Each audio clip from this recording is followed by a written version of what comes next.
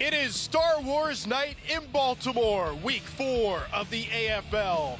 Can the Brigade play the role of the resistance and take down the dark side of the powerful Philadelphia Soul? A Friday night lightsaber battle next on Monumental Sports Network.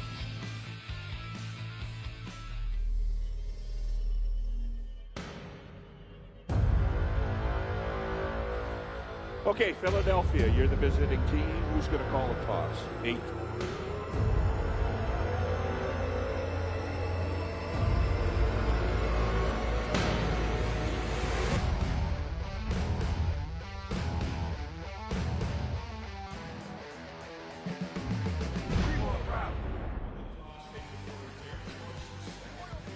Arena as we are set to kick off the weekend in the Arena Football League, and we have a good one here tonight.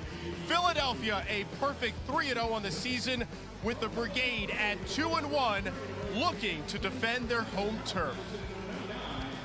And may the 4th be with you. Welcome in to Baltimore and Royal Farms Arena alongside my broadcast partner, former Raven and Super Bowl champion, Kadri Ismail. I'm Brett Harris. Of course, tonight is a Star Wars theme. The 2 leading roles played out tonight by quarterbacks. No surprise there. Maybe we'll just have a Luke Skywalker, Darth Vader type of battle down on the field. But Q, these 2 teams, Baltimore and Philadelphia, they have the 2 best quarterbacks in the AFL. We're talking about 2 master Jedis when it comes to the quarterback position. Both guys are just amazing when it comes to their level of play. Talking about Dan Radaball for the Soul, his ability to be precise, to have the precision, and the patience to find the open receiver is second to none. I love his moxie. I love his game management skills. However, on the other side of the ball, when you talk about Luke Skywalker, we're not talking about a young Luke. We're talking about the league's reigning MVP. And again, Randy Hibbert, he too has that big play capability. The man can light up the scoreboard. He does an amazing job of not turning the football over and giving his team a chance every time he steps on the field. Both these quarterbacks have won the MVP, and both right now are the front runners for the honor this year. Look at their stats. Nearly identical. Both quarterbacks with 17 touchdowns, no interceptions. In Q, as we know, quarterback play sometimes really depends on whether you don't make any mistakes. And so when Randy Hibbert gets under center against Philadelphia, what should he expect against that Soul defense? Well, when you look at the tape, it's all about the Philadelphia Soul bringing pressure.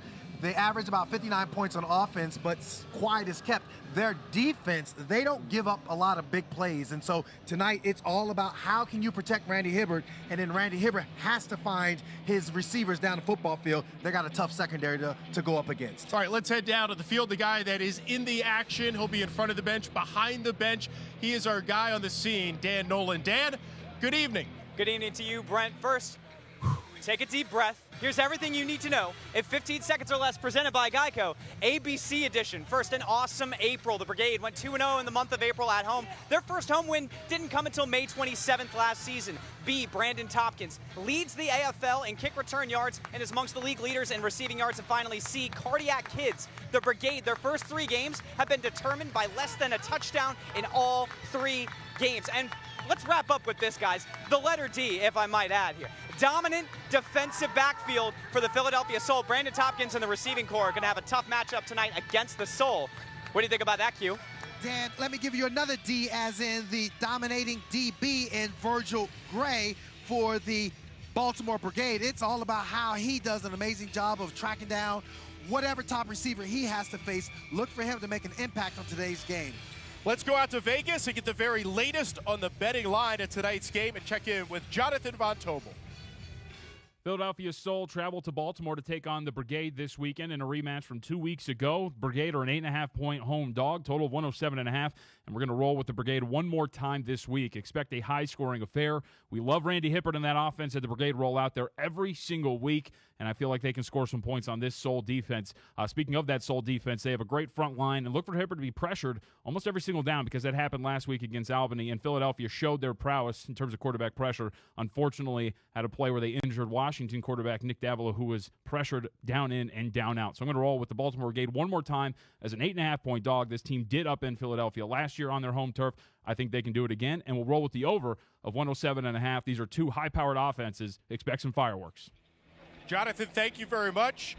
He likes the home team, and he likes a high-scoring affair tonight in Baltimore. Q, when you look at the keys to the game, it's brought to you by MedStar Health. Yeah, it's all about what Jonathan said. They have to defend their home turf, and I know that they're going to be up to the challenge. The defense has to stop an explosive offense, averaging 59 points, put that pressure on Dan Radaball, make him into a position where he's uncomfortable. But you got to also show who's the top team. You retooled your roster. You're more explosive on offense. That's led by the reigning league MVP and Randy Hibbert. I'm looking forward to seeing how they can get the job done offensively. And may, of course, the force be with you. It's the Empire that is in the building. Don't let them strike back. You stuff them, destroy the Death Star. Let's get this game rolling, because we're talking about a Brigade team that has the force on their side. They will need it tonight. Perfect 3-0 in the season, back-to-back defending AFL champion Philadelphia Soul in town, wearing the all-white uniforms and the white helmet. Baltimore in the home blue tops, and here we go. And we welcome in our NBC Sports Washington audience for tonight's Baltimore-Philadelphia matchup here in Week 4 of the Arena Football League. And when it's kicked Philadelphia against the wall, with the ball first here tonight. First down. Dan Radaball, the Red Rocket, 67-93 for 764 yards, 17 touchdowns, no interceptions, 9th year out of Miami of Ohio, and he has got quite a combination at receiver. Darius Prince has really risen to be the top receiver on this team, 23 catches and 5 touchdowns. He was the most valuable player of Arena Bowl 30 last season. So Philadelphia starts on their own 5-yard line after the touchback. Radaball over the middle, overthrows the intended target, Darius Reynolds. I'm sitting here in the basement because you're seeing a misfire from Radaball and Reynolds. And Reynolds, I think he ran a route where Radaball kind of wanted him to go more up the field. However, judging by the way the defense was playing, you got to credit the Brigade because they did an excellent job of rerouting the receiver and thus the incompletion. Radaball leads the AFL in completion percentage, 72% on the year. Flags fly, a little early movement along the offensive line. Second down. Okay. Philip Keith Manley whistle with the infraction. So that'll drop Philadelphia a couple of yards and set up a 2nd and long. This is a theme tonight from a Star Wars aspect. This is the Jedi mind trick. You could just see where it's like, okay, I'm gonna let you know what I'm doing. Rodney Fritz did an excellent job of just allowing for him to go up the field and drawing the lineman off sides. And over the middle, Radaball on target that time, and it is complete. Darius Prince, his first catch of the night. That'll be 11 yards. I like this because you're talking about not necessarily a big play. Yes, they're looking at it being short of the first down, which is critical. So keeping the guys in front of you so far has been the mission of the Brigade in this defense. I love the ability to close in on a tackle, preventing the big play. My man, Virgil Gray. 3rd and 1 for the Soul. Handoff inside. Coming up to make the tackle, Lamarck Brown, but it is going to be a first down as Philadelphia moves the chains. Yeah, Lamarck Brown. You're seeing a guy who really just kind of being patient to the hole. Watch, just nice little patience right there. That little just stutter step home gives him the ability to lower his pads, move it forward, and get the first down. Adrian Ferns, the rookie, leads the AFL in rushing early in the season. Motion man is Reynolds. Rodaball. Look for Reynolds, pump fakes, tucks it, takes it, and out of bounds just across midfield. It'll be short of the first down, pickup of 9. I mean, when I said we got to defend the home field, this is where, again, you got to get pressure on Rodaball and not allow yourself to get fooled with the dummy move of the play fake action. Excellent job by the savvy quarterback. And you see Rodaball with head coach Clint Dozell, 6-year in charge in Philadelphia, 73-29 record. Back-to-back Arena Bowl titles. Was the Arena Football League Coach of the Year in both 2015 and 2016. Rodaball looking for a little urgency here. And just as he releases it, he's hit from behind. Ball is loose. Baltimore has come up with it. Early turnover. Huge hit on the quarterback. Big play for the Brigade. The ball's automatically dead. I'm just letting you know, when the force is with you, good things happen. And this is where you do your Jedi mind trick. He was pressured from the outside by Fritz. He had the strip sack and fumble. Now the recovery, you thought that it was going to be a hot potato, but LaFrance with the heads-up play. Great opportunity to thwart the efforts of an explosive offense, get them off the field, allow your offense to get on the field. Justin Lawrence and company, they're feeling pretty good about themselves, the way their first start to this game has begun. Excellent job by the defense. Rodney Fritz, who was just brought onto this team this week and making an impact on the very first possession of the game. Huge hit on Rodaball. Randy Hibbert here. Downfield, connects to Collins, pushed out of bounds at the 5, pickup of 13. Do you not realize they are ready to play? Do you see the intensity? I think they realize and understand that this is a measurement game. You got to measure yourself against the best. This is the reigning AFL champion right here in Philadelphia Soul. You hadn't played well up at their place or down here. It is time to step up. What a way to start off fast as far as your offense, because of the defense getting the ball back for you.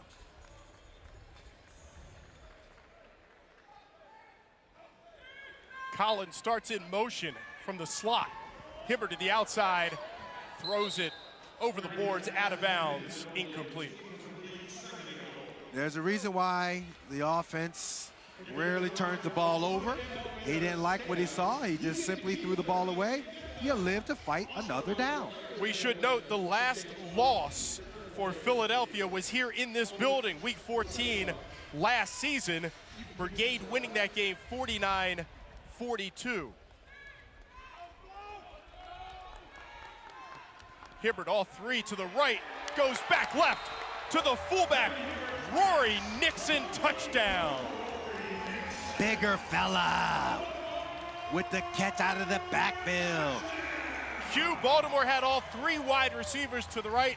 All the attention to that side of the field. Nixon was wide open. Yeah, see, this is where you got to have good communication with your offensive line. Nixon clearly going ahead, sneaking out of the backfield. That's great game preparation by Omar Smith and his coaching staff. Mark Lewis, 21-23 on extra points this season. Spot at the 10, kick is up, and it is good. And so Baltimore strikes early. It was the defense and the big hit from Fritz who set up the offense as they cash in 7-0 Baltimore.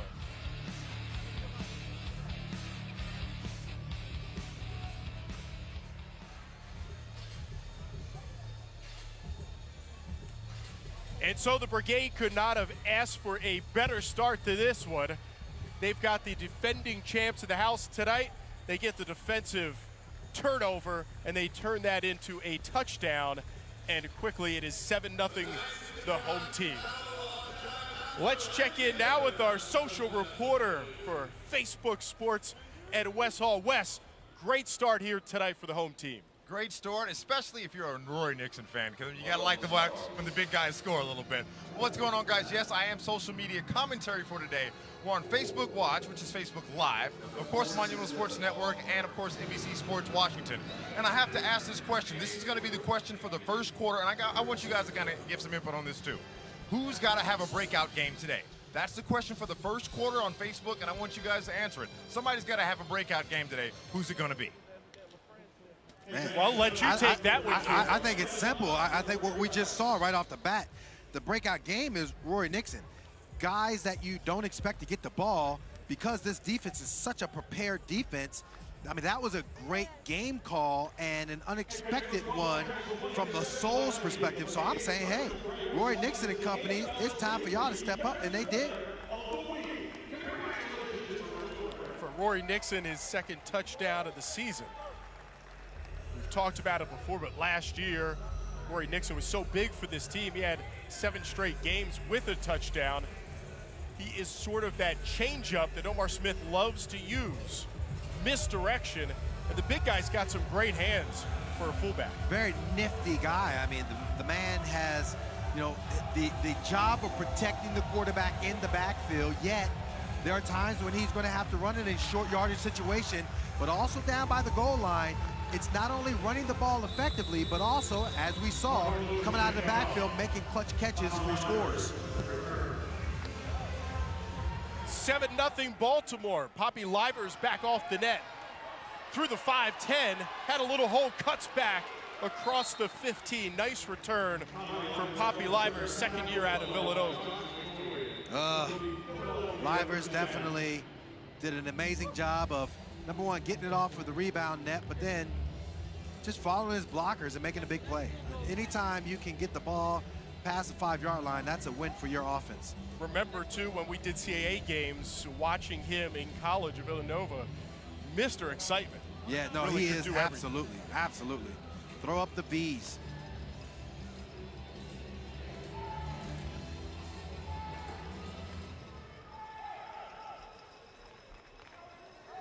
So what will Philadelphia do here? Can they answer? Inside handoff to Ferns. And that's going to be a pickup of 4.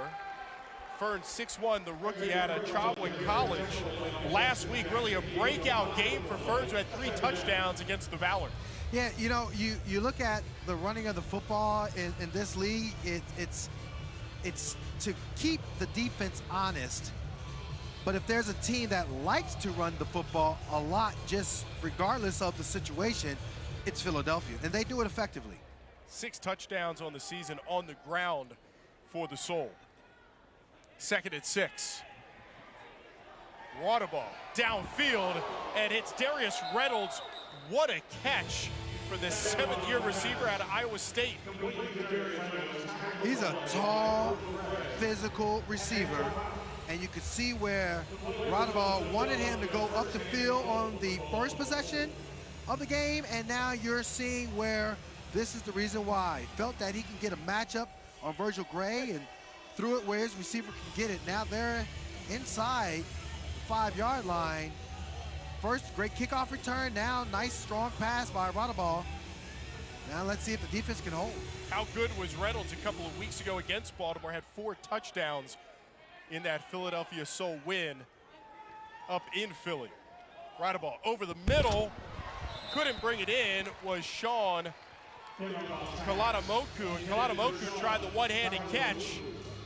Unable to connect. Kalanamoku is one of those guys that you just love having on your team. Just a tough physical guy, but can run some really strong routes from that slot position.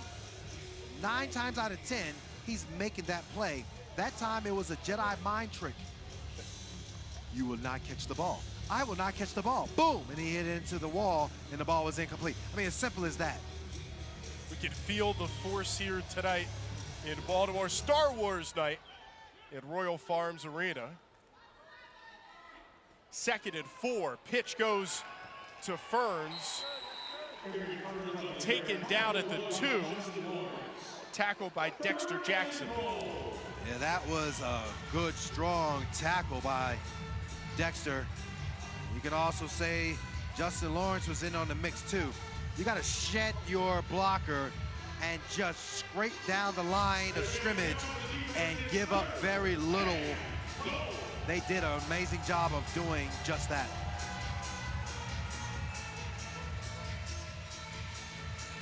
Prince and Reynolds split right. Kalanamoku is your motion man. He'll sweep right side. Quick throw is to Kalanamoku, and he can't pull it in. Looked like it was a backwards toss, so the ball was live. Heads up play by Kalanamoku to jump on that. Well, as heads up as it is, I mean, I'm kind of scratching my head wondering how in the world did Radaball throw such an inaccurate pass? I think the fact that you saw the defense get after him on that first drive, it's gotten into his mind. The Jedi Master is somewhat rattled because you're looking at a 4th down, and Dan Radaball does not look accurate in this game so far. One big change to the Brigade defense. Fred Obi placed on assignment.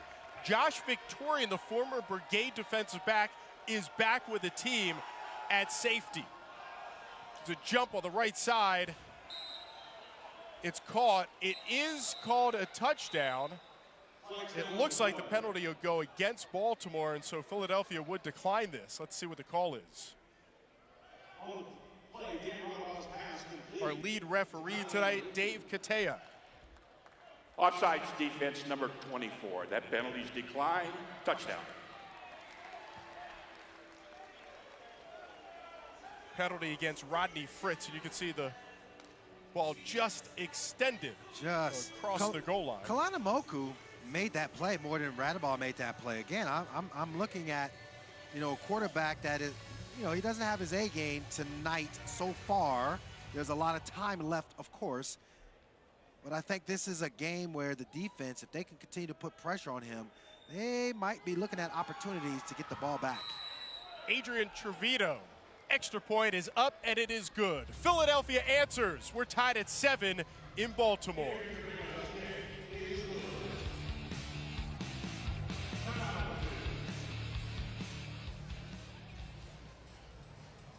And Q, take another look at this touchdown, and as you said, Kalanamoku really doing a great job extending the football. See, this is just knowing where you're at in space, and the ability to make a play in this league it's what makes it so awesome.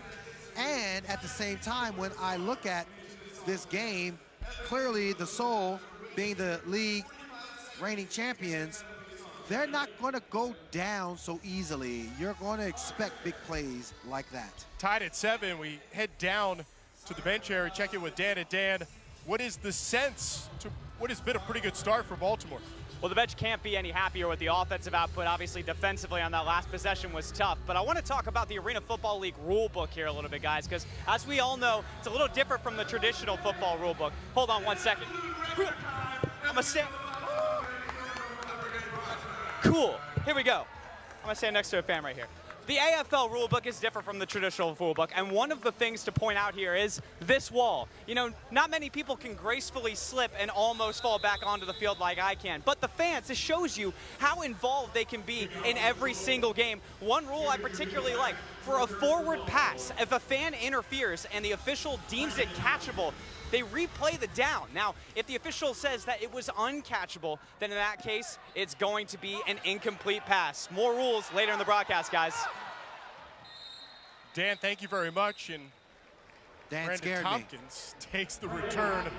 13 yards, leads the league in return yardage this season. Dan nearly not making it. Dan is a Padawan when it comes to being on the field, getting off the field gracefully. But he is a Jedi Master when it came to holding said mic, his lightsaber, not allowing it to fall, sitting next to said fan, getting a chuckle out of said fan, and then executing properly what he wanted to say. That is the Jedi Master at work. I'll work with him on his athleticism, getting him caught up to speed, the young Padawan. Q, you said the fan was laughing. I think she was a little scared, to be honest. Pass juggled by Collins, hangs on. Down at the 20, pickup of 8. This is a guy to watch out for as well as Brandon Collins. I think if there's an opportunity to win a game against an upper-tier team, Brandon Collins has to be a part of the equation. I again, just appreciate and love the way he just not only catches the ball, but his ability to make big plays at the wide receiver position is second to none. He had a big game a couple of weeks ago against Philadelphia, 2 touchdowns. Hibbert, 2nd and 2. Flushed out of the pocket, throws it away in the direction of Collins. Pressure put on by that Philadelphia defense.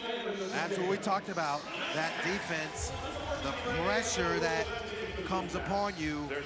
You know, Randy is going to have that first read, but he also is very good at getting that 2nd and 3rd receiver involved in the play. However, if he can't get a chance to get to that 2nd and 3rd read, that's a win for the Soul. 3rd and 2 for Baltimore. Philadelphia, the best defense on 3rd and 4th downs in the AFL. Collins, your motion man. Handoff inside, and that'll move the chains. Roy Nixon picks up 3. Anything you could do, I can do better. If Dozell wants to run the football, then you're going to see Smith go ahead and run the football. I think Omar Smith recognizes that, yeah, this overly aggressive defense, there are opportunities to go right on by them with a running game. A strong running game is very effective against a defense that likes to be relentless and rush up the field and get after your quarterback.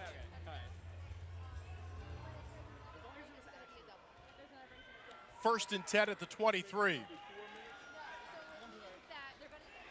And under pressure and down goes Hibbert. Robert Hayes, the former defensive end here in Baltimore, gets to the quarterback, his first sack of the season. Yeah, Robert Hayes, the one thing we remember from him from last year, he is absolutely relentless. You cannot give up the position, and Warren basically stopped his feet. Jeremiah has to be able to continue to move his feet against Robert.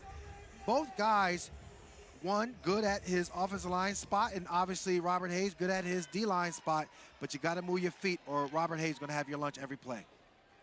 Quick throw near side, Milton Williams out of bounds.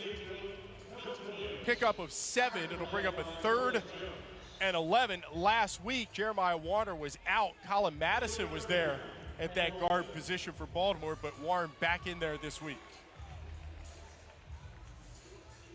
Final seconds here of the first quarter. And a good start for Baltimore. We're tied at 7.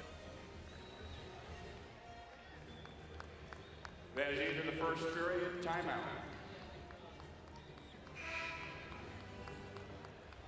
And Q, pretty good start for Randy Hibbert. 3 of 5 so far with the 1 touchdown to Roy Nixon.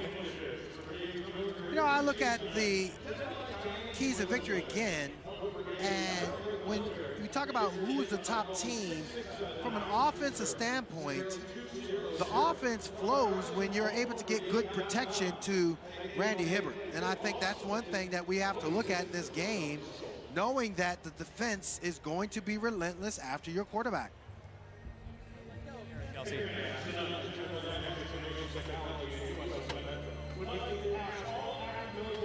All right, let's go down to the sidelines. Dan and Wes together hanging out. Hey, guys. Well, guys, what can I say? I had to make a move. I had to get out from behind the table because I'm sitting next to 2 legends as far as I'm concerned. These guys are my idols growing up. The one and only Hacksaw Jim Duggan and the $1 Million Man, Ted DiBiase. Ho! There you go, brother. That's what it's all about. Whoa, Dan, this is everything. Everybody's got a price for the $1 Million Man. My dreams are fulfilled. What's your tagline? Do you have a tagline? No, I don't. I'm just happy to be here. All right, wait, hold on. Hacksaw, I got to bring this up real quick. WrestleMania 4 in Houston. You lost to this guy. Have the feelings gone away? You feeling okay now? I don't know if I really lost to DiBiase. There seemed to be a 7'5", 500-pound Andre the Giant in this corner that might have had something to do with it, Hey, it's DiBiase. not my fault that I had the best backup in the business. You're only as good as your team, guys. It's all about teamwork, but I have a confession to make. Back when I was in high school, I actually used your name in a rap lyric. Has anybody ever done such a thing? Have you ever heard anybody doing that? No, I don't think I ever have. That's a first. It's a first. I win. I'm done. My bucket list is complete. I'm over. Back to you guys. All right, fellas. What a cool moment. Hacksaw Jim Duggan brought the team out tonight. I don't see the lumber, though. He's so famous for running into the ring with the big piece of lumber and cleaning house. I love that guy. Well, I tell you what, I mean, you just talk about legends. Both guys, legends of the game, of the WWE. I am as big of a fan as ever when it comes to the goosebumps that are going up and down my spine watching these two guys interact with the people here at the Royal Farms Arena watching the Brigade play. Great to see them. They both have many great matches in this building.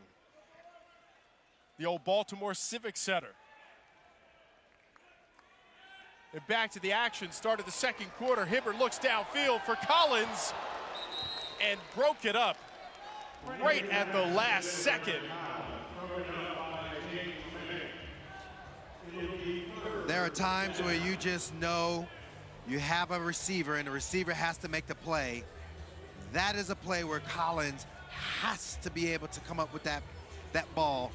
Nice job by Roman to really at the last minute, kind of distract him and knock it away. But at the same time, when you're going up against a team that you feel that you're better than, and I know that Omar Smith feels his team is the better team, you got to come up with that big play. Veteran interim, ninth year in the AFL. Hibbert to the corner looking for Williams, and he hangs on. Touchdown, Milton Williams. Wood hands by 84. See, this is what I'm talking about. Your receivers, they have to come up and make the special plays. We know the DBs, they are some of the best in the league. They do an amazing job of really playing their technique. And at the same time, that's where you're seeing Williams come up and saying, not today, brother. This ball is mine, not yours. What up, touchdown. Go ahead, get over to the sideline. I'm about to go over there and get myself a nice little drink. Team-leading 5th touchdown of the season for Milton Williams, and just a spectacular catch in the end zone. Ball spotted at the 10, up and it's good. And Baltimore right back. 14-7 Brigade.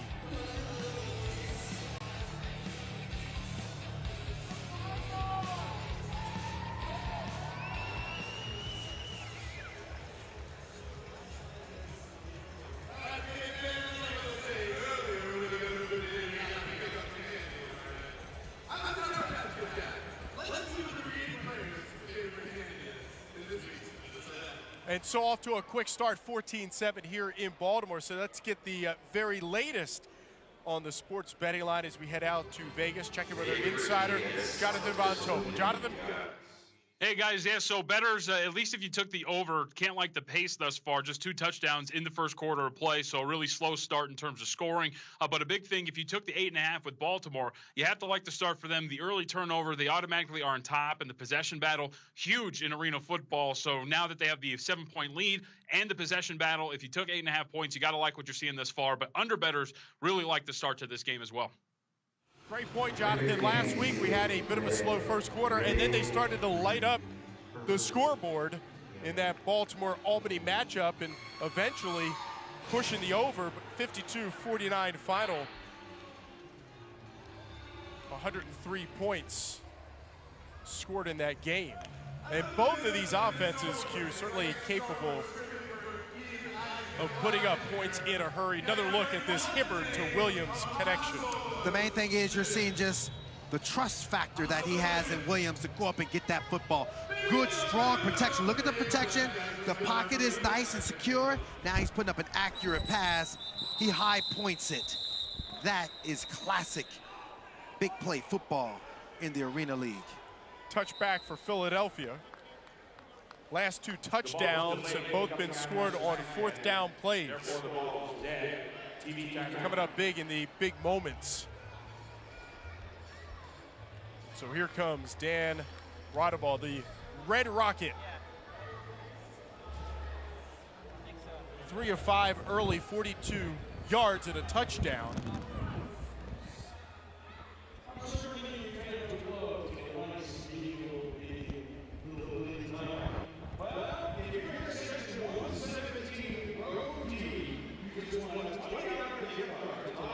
talk about the last time this Philadelphia team lost. Their only loss last season, Q, was here in Baltimore. Is that something, as a former player, when you think back, is that something that sits in your mind on the Philadelphia side, or is it something that Baltimore can use as motivation, knowing they can get it done in this building? Hey, here's the bottom line. If you're Philly, you're like, yeah, little brother, we gave him one because we are wearing the rings. At the same time, if you're Baltimore, you're like, look, we're the new kings on the block. We did it before. We certainly can do it again. This is a new year. We've retooled and gotten even better. So why not us? This is our time to show that we belong on the top and Philly is playing second fiddle. Let's get a Facebook update. Head down to check in with Wes. Hey guys, so here's the deal. It seems to be kind of an even split between the Soul fans fighting for some placement here on the defense, especially if you're a Darius Prince or a Darius Reynolds fan. Both of those guys leading the Soul players with the guys who should have a big game today, according to our Facebook poll. But on the Brigade side, you know whose names came up first. Rory Nixon, the guy responsible for that big touchdown to start the game, and of course the quarterback, Randy Hibbert, who is responsible for more than just his leadership on the field, but off as well. So right now it seems to be an even match. If I had to kind of give my vote right now, I would definitely say the home team quarterback, Randy Hibbert, has to be what he can to lead his team to victory. That's just my little 2 cents. Yeah, I think, Wes, if you just go with Darius for Philadelphia, you had a pretty shot of hitting that one with both Prince and Reynolds. What a 1-2 punch. They come into this game 1-2 in the AFL in catches. When you have the high-powered offense that Philadelphia has, you're certainly going to get your share of catches, and those two have done a fantastic job this season. You're averaging 59 points for a reason. Philly from the 5, quick toss. Near side is to Reynolds, and he is driven back. Damian Burrell had him by the ankles. Big fella Dexter Jackson came in with a lick. I just love the relentless pursuit. You get that quick play out there. Reynolds is a big, strong quarterback or receiver and will make a move and break tackles. However, Josh Victorian did an amazing job of slowing him up enough so Burrell and company could come in and wrap him up. Pick it up where he left off last season. Josh Victorian, good to see him back in the blue. Ball, far side to Reynolds. That'll be a first down and more. You can see where Virgil Gray making the tackle, but it wasn't after another 2 or 3 more yards after contact. Boom, 1, 2, 3, another 4 or 5 yards after contact. That's what Reynolds brings to the party. Very difficult man to bring down. And congratulations to Virgil Gray, who is the AFL Defensive Player of the Week. 12 tackles and interception against Albany a week ago. For the former coach getting it done and leading the AFL in tackles this season. Prince was motion man downfield to the corner, and he hauls it in. Touchdown, Darius Prince. Darius Prince did a deep corner route, and you cannot throw a more accurate pass than that of what we just saw from Dan Radeball. Darius Prince, 7th year out of Penn State Beaver, his 6th touchdown of the season.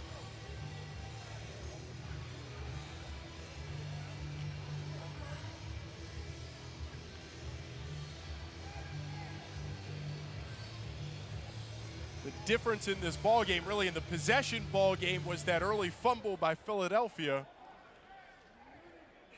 And since, it has been back and forth, a seesaw battle. Trevino's extra point is up, and it is good. 10:38 left second quarter. We're tied at 14.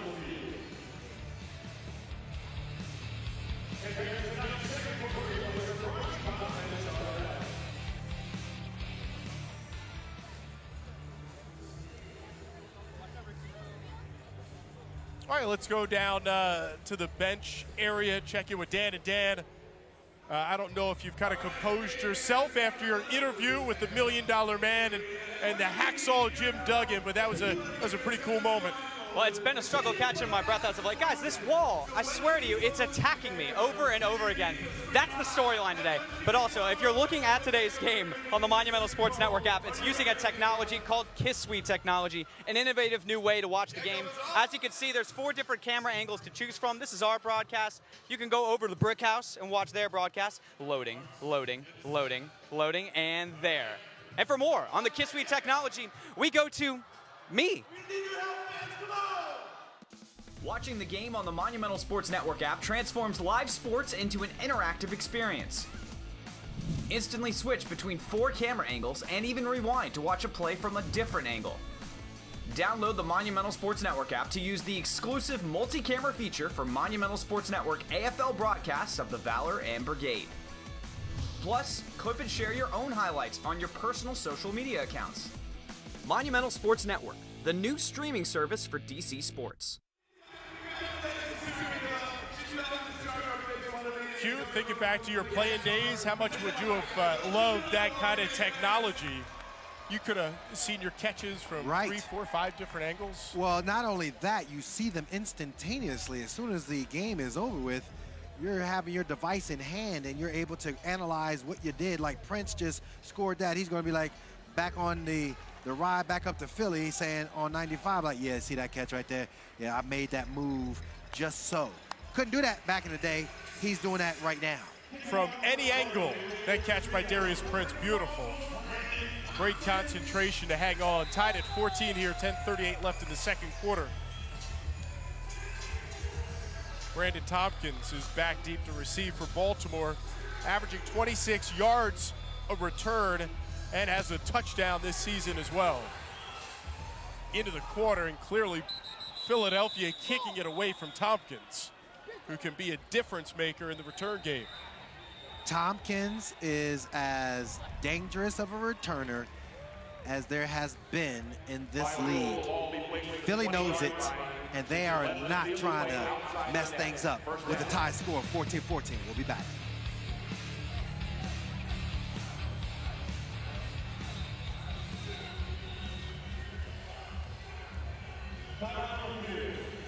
All right, let's go back down to the field level.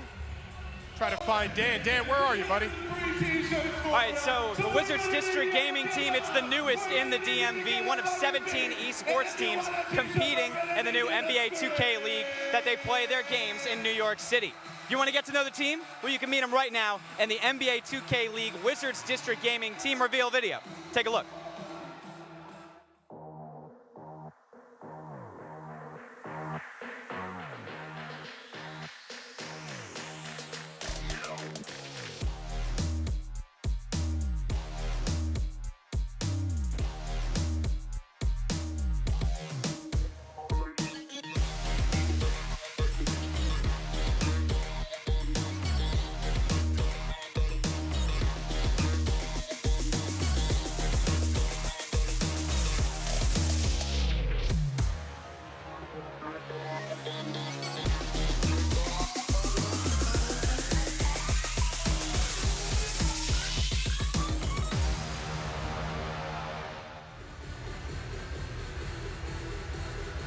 And back here in Baltimore, tied at 14, second quarter. Omar Smith going over his playlist as Randy Hibbert and his offense back out on the field. They'll get it at the 20. Is that kick by Philadelphia sailing to the right of the netting and out of bounds, and that comes out to the 20-yard line. So great field position for Baltimore to start this next drive.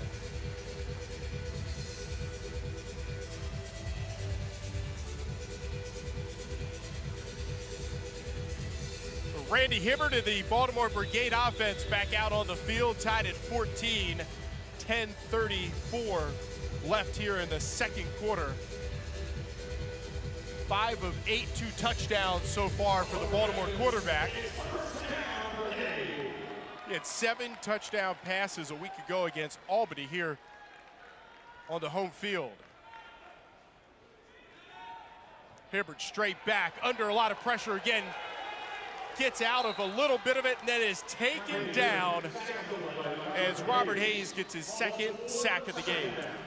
Man, there are so many things that you see here. Obviously, Robert Hayes is on Nixon. He's just straight bull rushing him right back into Hibbert.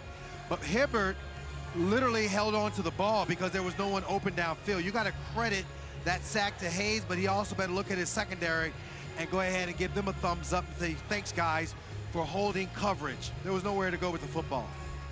5th sack of the season for the Soul defense.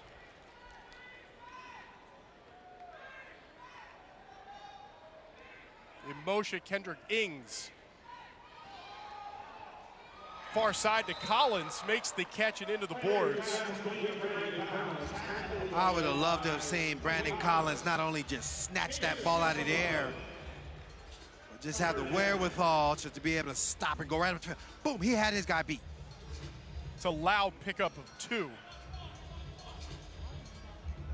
Collins knows it too. Look at him laying there saying, man, I know I rebounded off the wall, but if I could have avoided the wall, he should have been nifty like our guy, Dan Nolan. Dan was just able to just jump over the wall. He could have just been able to stop, go right up the field, and avoid the wall. Teach him, Dan, teach him. 3rd and 8. And Tompkins comes in motion. Left side.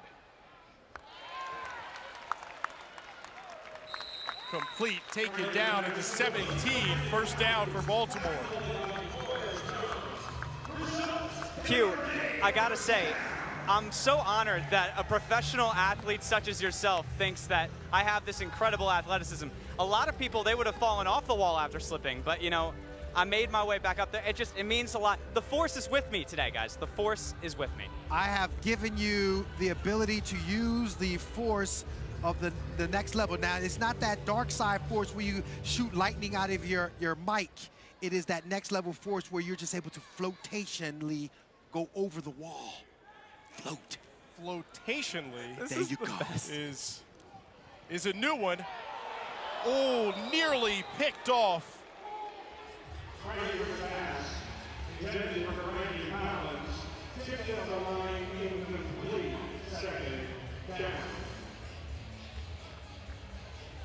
Take another look at it. Joe Gooseby, linebacker in the middle, got his paws on it. Defense. Unable to hold on, though. Defense. Defense. Randy is saying to himself as he let that ball go, drop the ball. And then the ball slips through my man's hands. That's why he's on defense and not on offense, because you can't catch. Hibbert to Tompkins. Quick move across the 10. Pickup of 7. And that'll bring up 3rd down. I think if Wes want to go ahead and ask the fans on Facebook a question, he should ask them, guys, we have 2 downs. How many times are they going to throw it into the end zone? Is it once, or are they going to need that 4th down for a touchdown?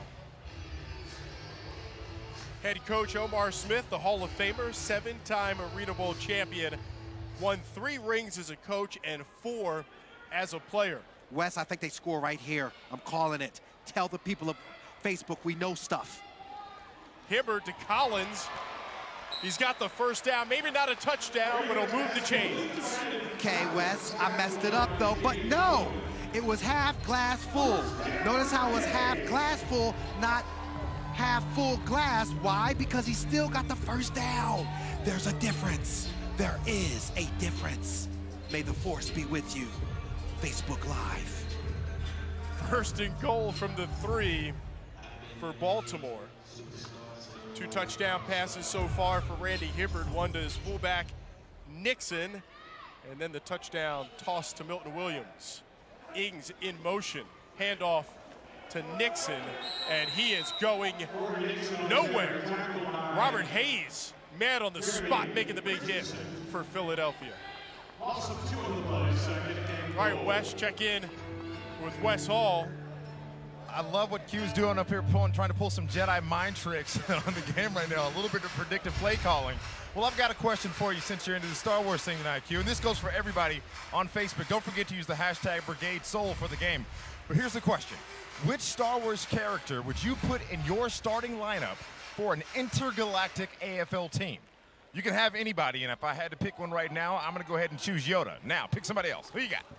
Collins across the back of the end zone, wide open, and flat out drops the football.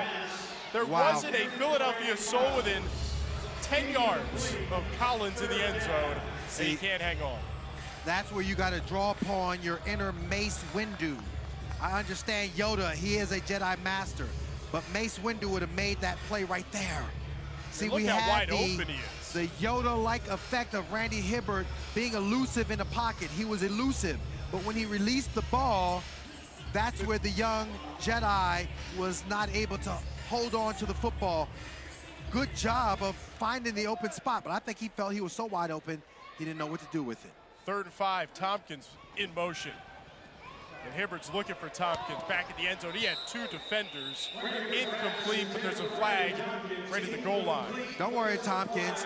The flag is going to be against the Soul.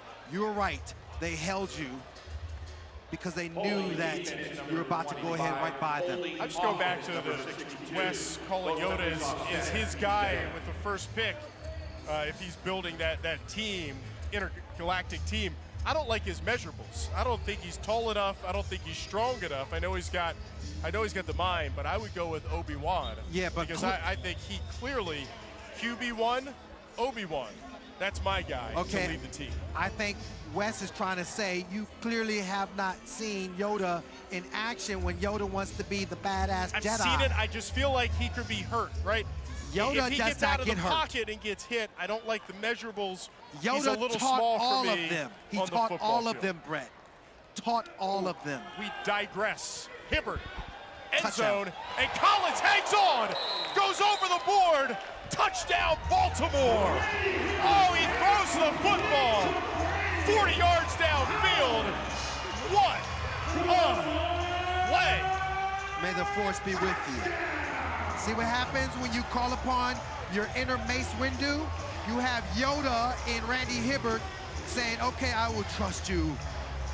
And then all of a sudden the Darth Lord tried to go ahead and get it. He couldn't. And then you just see Mace, AKA Collins, jump up with an amazing grab for the score. That has got to be a Sports Center top 10. That was amazing. Extra point is up and splits the uprights. Baltimore back in the end zone and back in front, 21-14.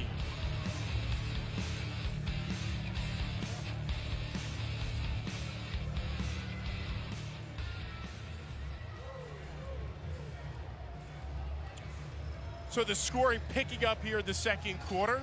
So we'll check in on that over-under line and send it out to Vegas and check in with Jonathan. Yeah, guys, so definitely, like you mentioned, the scoring's picked up a little bit. We're sitting at 35 total points. As an over-better, you'd probably like to see in the neighborhood of 50, considering the total was a 107.5, and we know how these last 60 seconds of halves can go. You can get a lot of scoring there, so you're still holding out for some points.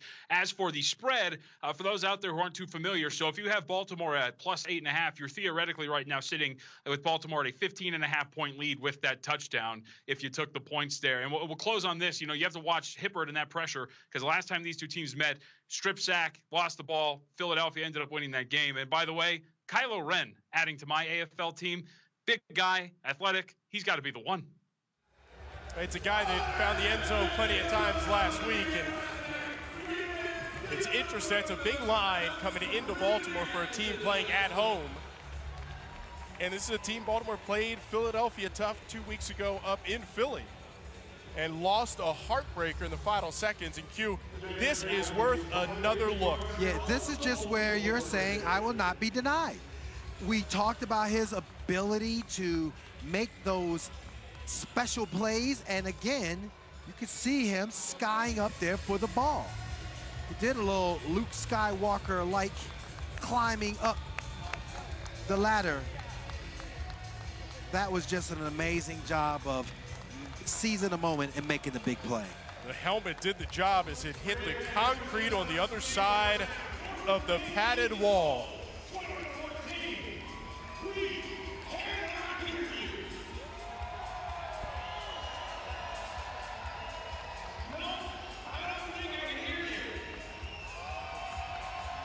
Brandon Collins with the play of the year so far in the AFL, going high over the boards for the touchdown catch. Baltimore back out in front, 21-14. Larico Stevenson back and can't handle it, goes over the boards. The ball hit the wall. And it will be a touchback. Darth Maul was right behind him. And see, that's what happens when Darth Maul is too close. See, that negative energy, the dark side just causes you to jack things up. Just messed it up. How about Randy Hibbert, too? We talked about how he has been able to spread the football around so far this season. In 3 games, he has thrown touchdown passes to 7 different receivers. And tonight, all 3 of his touchdowns to different receivers. Again, spreading the wealth for the Baltimore quarterback. Well, that's Randy's game. I mean, he has just a uncanny ability to find the open guy. He has that sixth sense, if you will. First down for Philly at the 5. Prince in motion. Quick hitter to Reynolds. That's going to be close to a first down after a pickup of 10. Let's check in with Wes.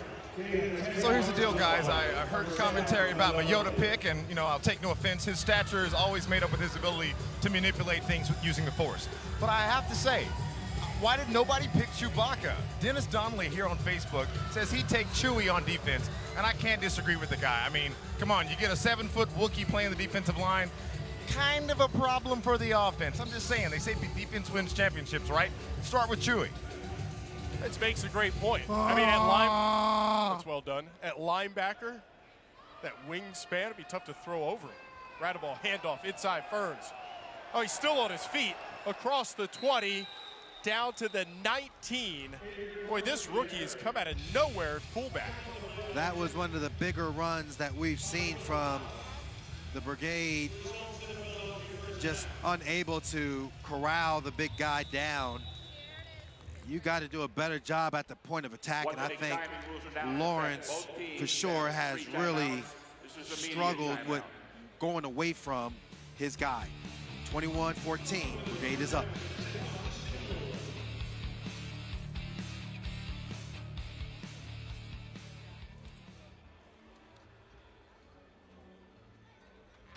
So Ferns pick up a 16 on that last play. Came into the game with a total of 13 yards, 16 on 1 carry, 3 touchdowns as well on the season. 21-14, final minute here of the first half with Baltimore on top. Let's go down to the Brigade bench, check in with Dan. All right, thanks, guys. You know, obviously that last touchdown grab by Brandon Collins, incredible. Like you said, Brent, a SportsCenter top 10 play nominee. But I asked the bench, I said, wow, you know, how often do you see plays like this?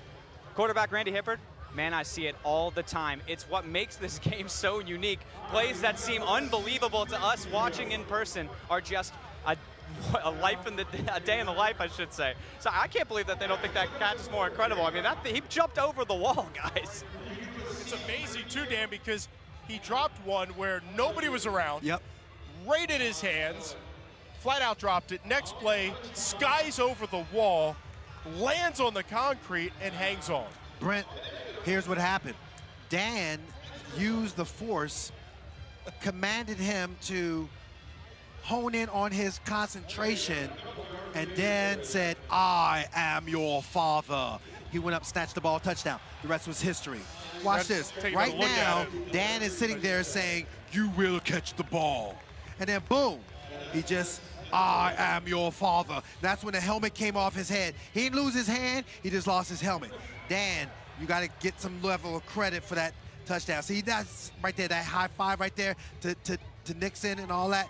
Boom, that's you right there. See, look at that. Don't they look like father and son? Yeah, right. It's a good father shot. And son right there. I will there. say he was a lot smoother getting over the wall than Dan was. Yeah, pointed out. I can see that. I can see that, but father and son. Yeah. Look at him. Boom, Giving there him you go. a lot of credit. There it is. For Boom. that play. Father is waving because he's proud of his son. He's proud of his son. Did you notice, too, in that highlight, the event staff, they're wearing the purple shirts? Not sure if they should try to catch Collins or not. That is true. They started to think about it and backed off, and great concentration by Collins on that touchdown. Ferns again on the carry, pick up of a couple. Brings up a second down for Philadelphia. I know Q was sitting there saying to himself, man, Dan, can you help me catch like that and jump up and down? See, and then Dan is going to just give him some understanding too, and watch Quentin Sims get in the mix. That's how he does. He just shares his knowledge. The force is with him all tonight. The breakout season for Collins. He had a couple of touchdowns against Philadelphia a couple of weeks ago, and then that terrific catch just moments ago here tonight. As a Monumental Sports Network VIP member, get access to free Brigade tickets. Visit getmonumental.com today and start a free trial.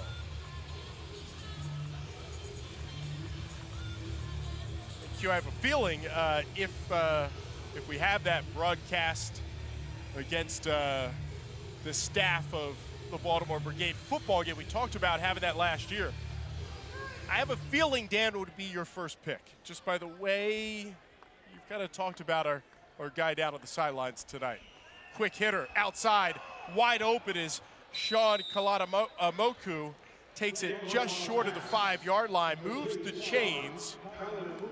Clock continues to run. Baltimore finally calling a timeout, 42.8 seconds left here in the first half. I think Wes would have an issue if I didn't pick him first, but I would have to pick him on defense. Then I would probably say Dan would be my speedy wide receiver on the outside, showing his deft touch to be able to maneuver the boards in such a way as to not get injured. Wes would be my defensive end rushing up the field, getting after the quarterback. His tall hands would get in the passing lane. Facebook Live, I'm telling you right now, if y'all had to go ahead and pick a guy, I'm picking my guy Wes. What up?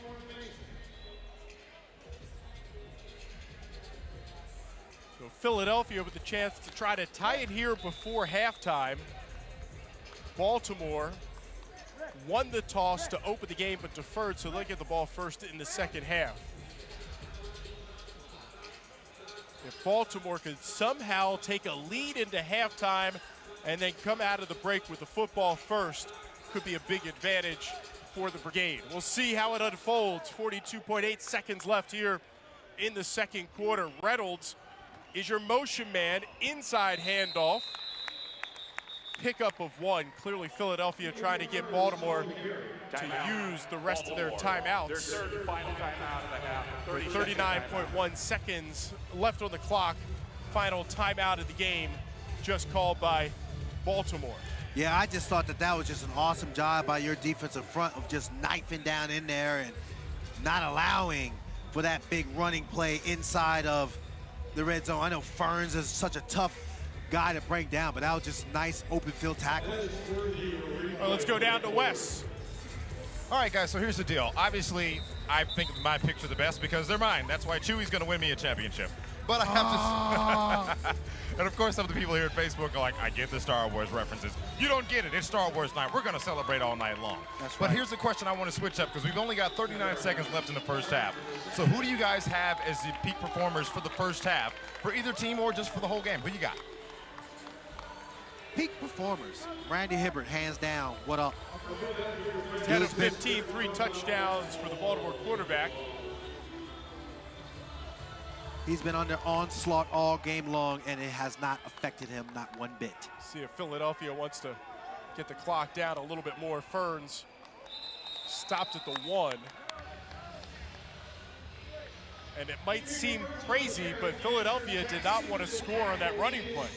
They want the clock to wind down and then be able to score in the final seconds, either on third down, and it's third down coming up, or even on a fourth down play. Yeah, this is the beauty of the Arena League. It's about possession. Time is inconsequential because you're realizing just how at a moment's notice a team can score. So now it's the gamesmanship that comes along from a coaching aspect of it all. Timeout Philadelphia. Soul leaving 7.8 seconds on the clock, so that's enough time, Q, for 2 plays. That's all they could get anyhow. They got third down and goal. If they don't get it here, they've got one more shot at it. So great clock management by Clint Dozel in Philadelphia. Well, you know, I think the fact that you have a running game that has been effective, that puts pressure on the defense, because do you load up defensively and try to stop that running game? They took out Lamarck Brown as a jack linebacker. He's no longer in there, so you're trying to load up defensively and say, okay, we don't want them to score running the football, and you gotta buck up if you're the secondary of the Brigade. And Philadelphia also has a couple of timeouts left, and so they could run the football. If they didn't get it, they could stop the clock, and they do. Fern straight ahead, and he's sent back. The fullback denied. LaFrance was the first one there, and Lawrence with support. This is where I'm on the same page with the Brigade defense. I basically called this play. It's all about how can you stop a strong running game, and that's where you just have guys like Joe Powell coming off the edge, slowing down momentum, and then LaFrance and company cleaning it up. Joe Powell, so good at quarterback this year, one of the newcomers to this Baltimore defense. And LaFrance, the rookie out of Tulane, talked about how impressed Omar Smith was with LaFrance during training camp. Really thought he could have a big season at defensive end. Now you 13.5 sacks at Tulane. Now you have Lamarck Brown back in the game, and so now defensively you're trying to adjust because you recognize that they're going to throw the football. It's as simple as that. You got to throw the football and get the score. Very well could be the last play here of the first half. Can the Baltimore defense hold here on fourth down?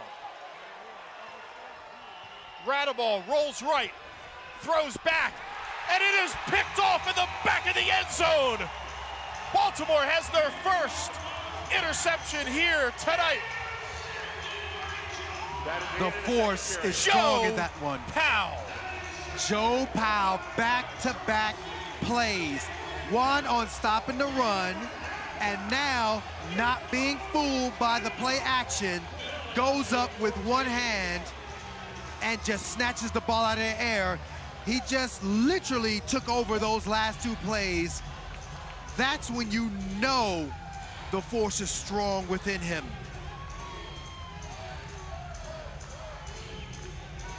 Making the defensive stop could be the difference at the end here of the first half. Let's go down to Dan, who's with the head coach.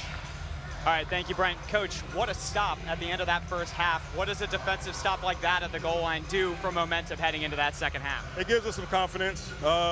2 weeks ago versus them, we were in the same type of situation. We needed to make a play right before halftime, and it didn't happen, and that play almost ended up, basically cost us the game.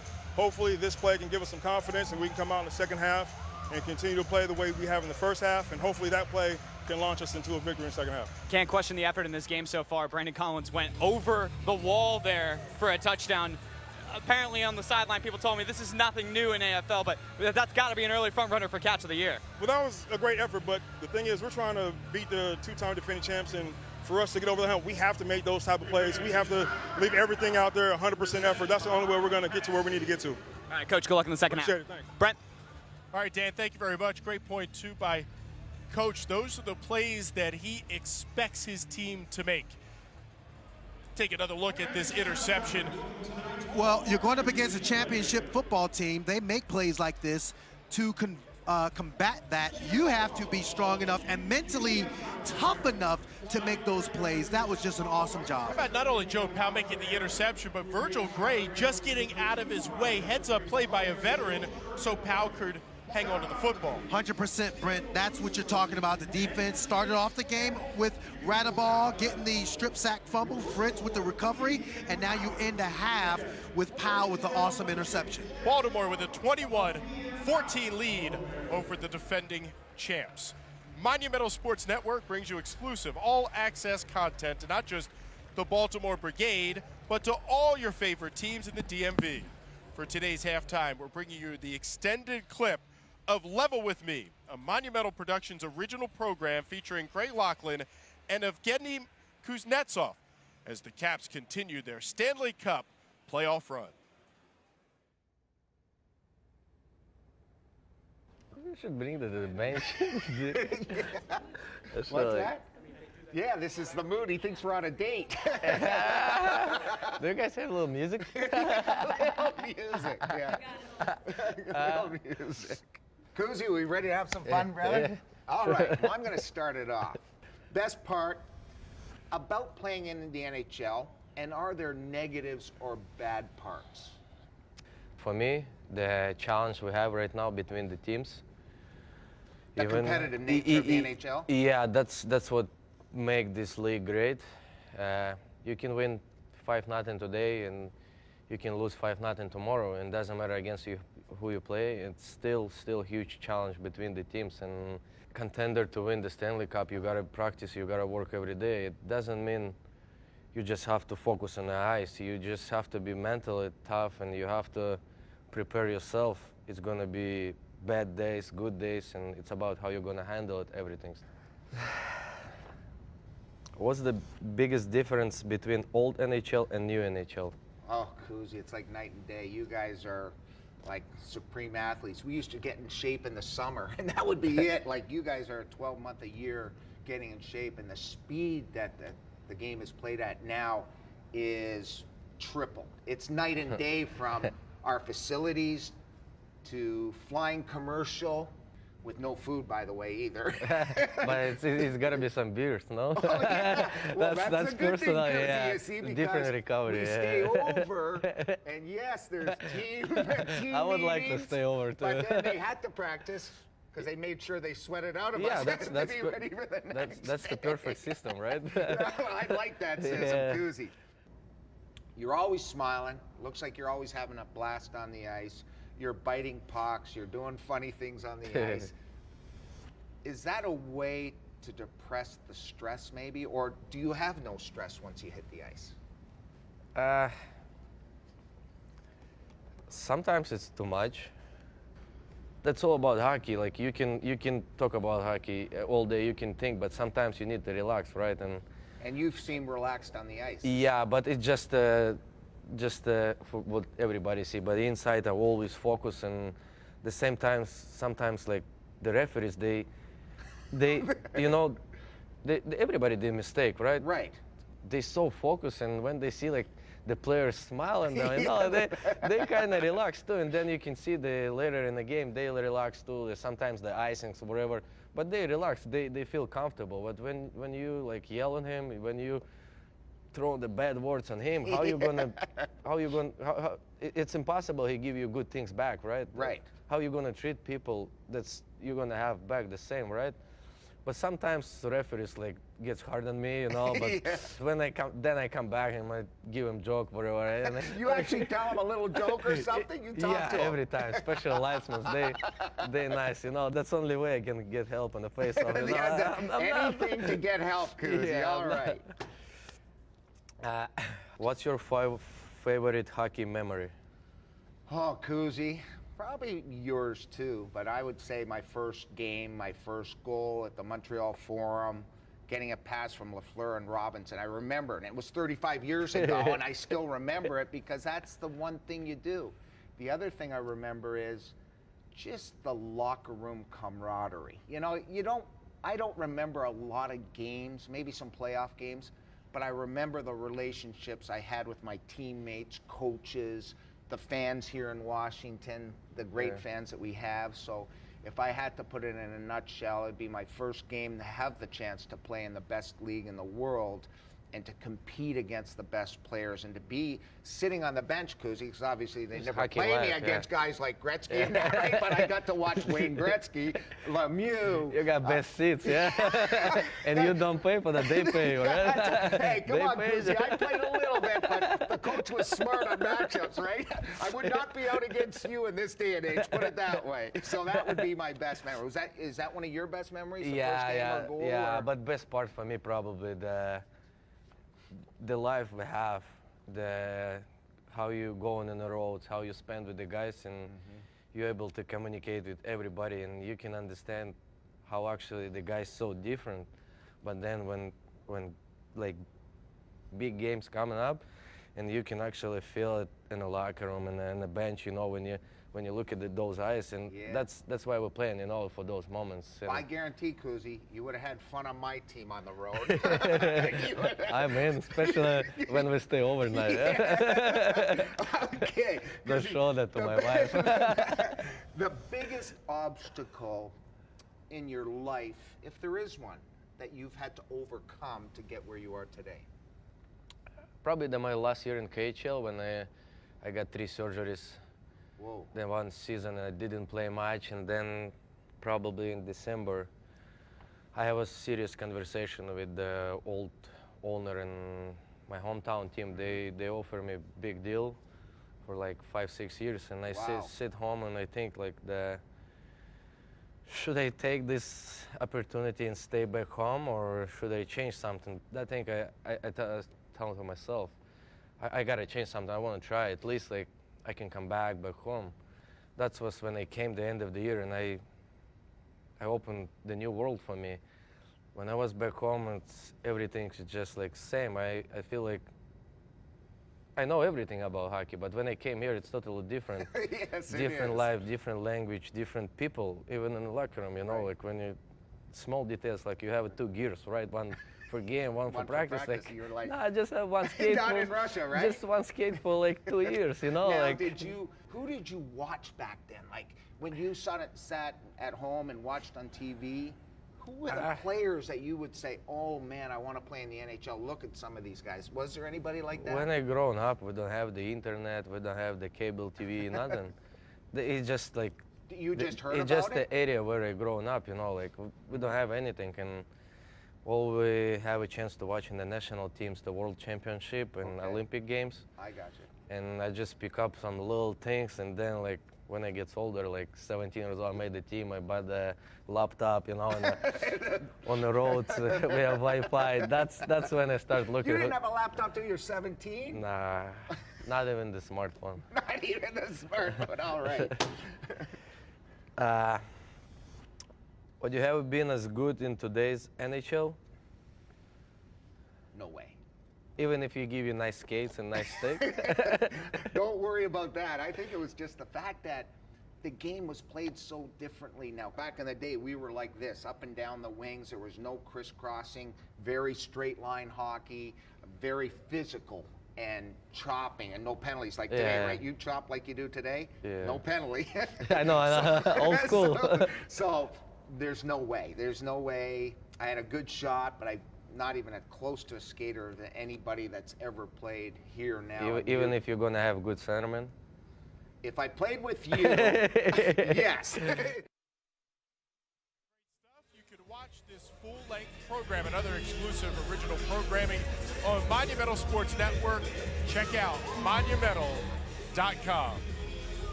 21-14, Baltimore the halftime lead.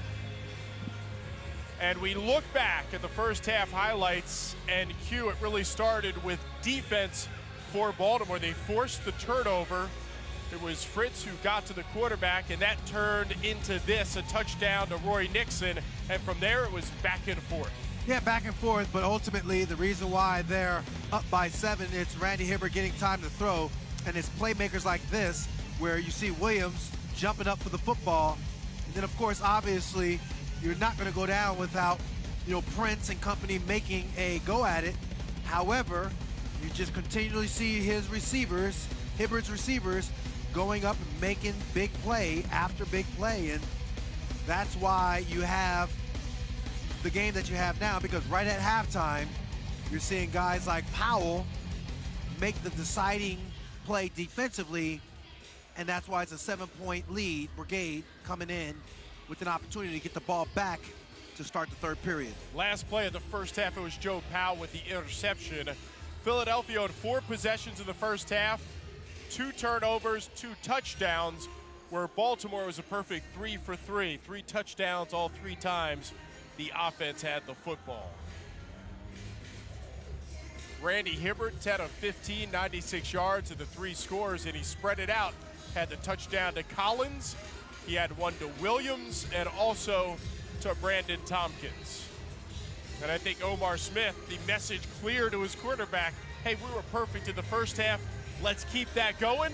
Let's be perfect in the second half as well. This is a championship team that they're facing. They know it's going to be a battle. They know that they cannot make a mistake.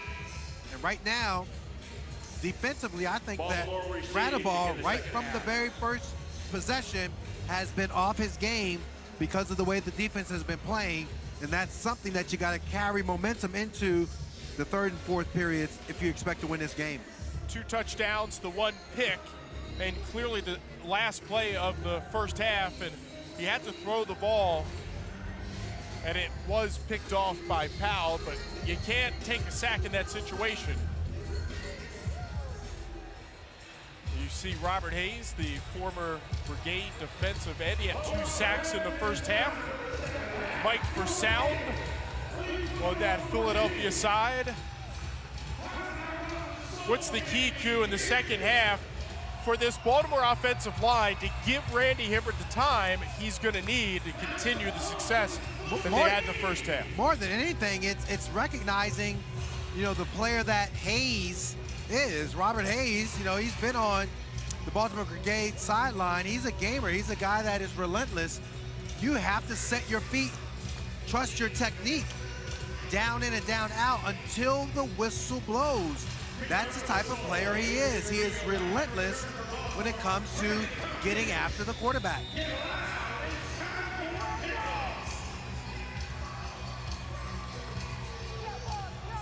Brandon Tompkins is back deep against the boards for Baltimore. Trevino set to kick it off here for Philadelphia. And foot to football, and here we go in the second half.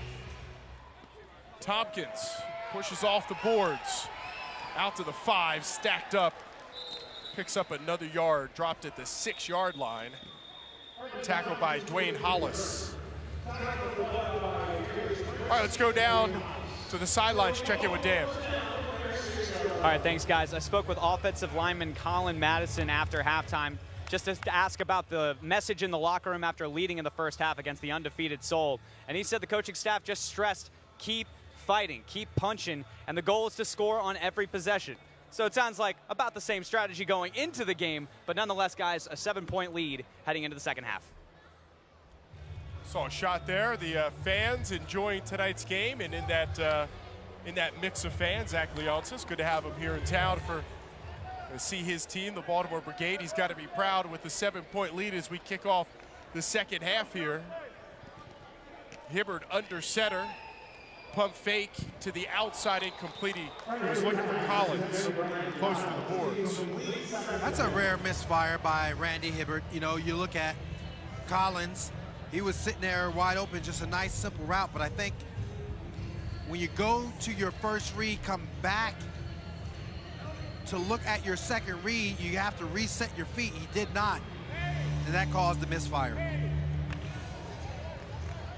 2017 AFL Most Valuable Player, and he has been terrific this year. 20 touchdowns, no picks for the Baltimore quarterback. Outside, Milton Williams.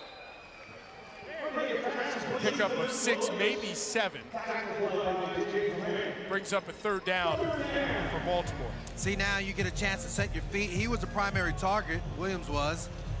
But there, you can see the accuracy. Just set your feet, make the throw, and get some positive yards up the field. It brings up that critical 3rd and 4. Milton Williams, 2nd year at a Delaware State.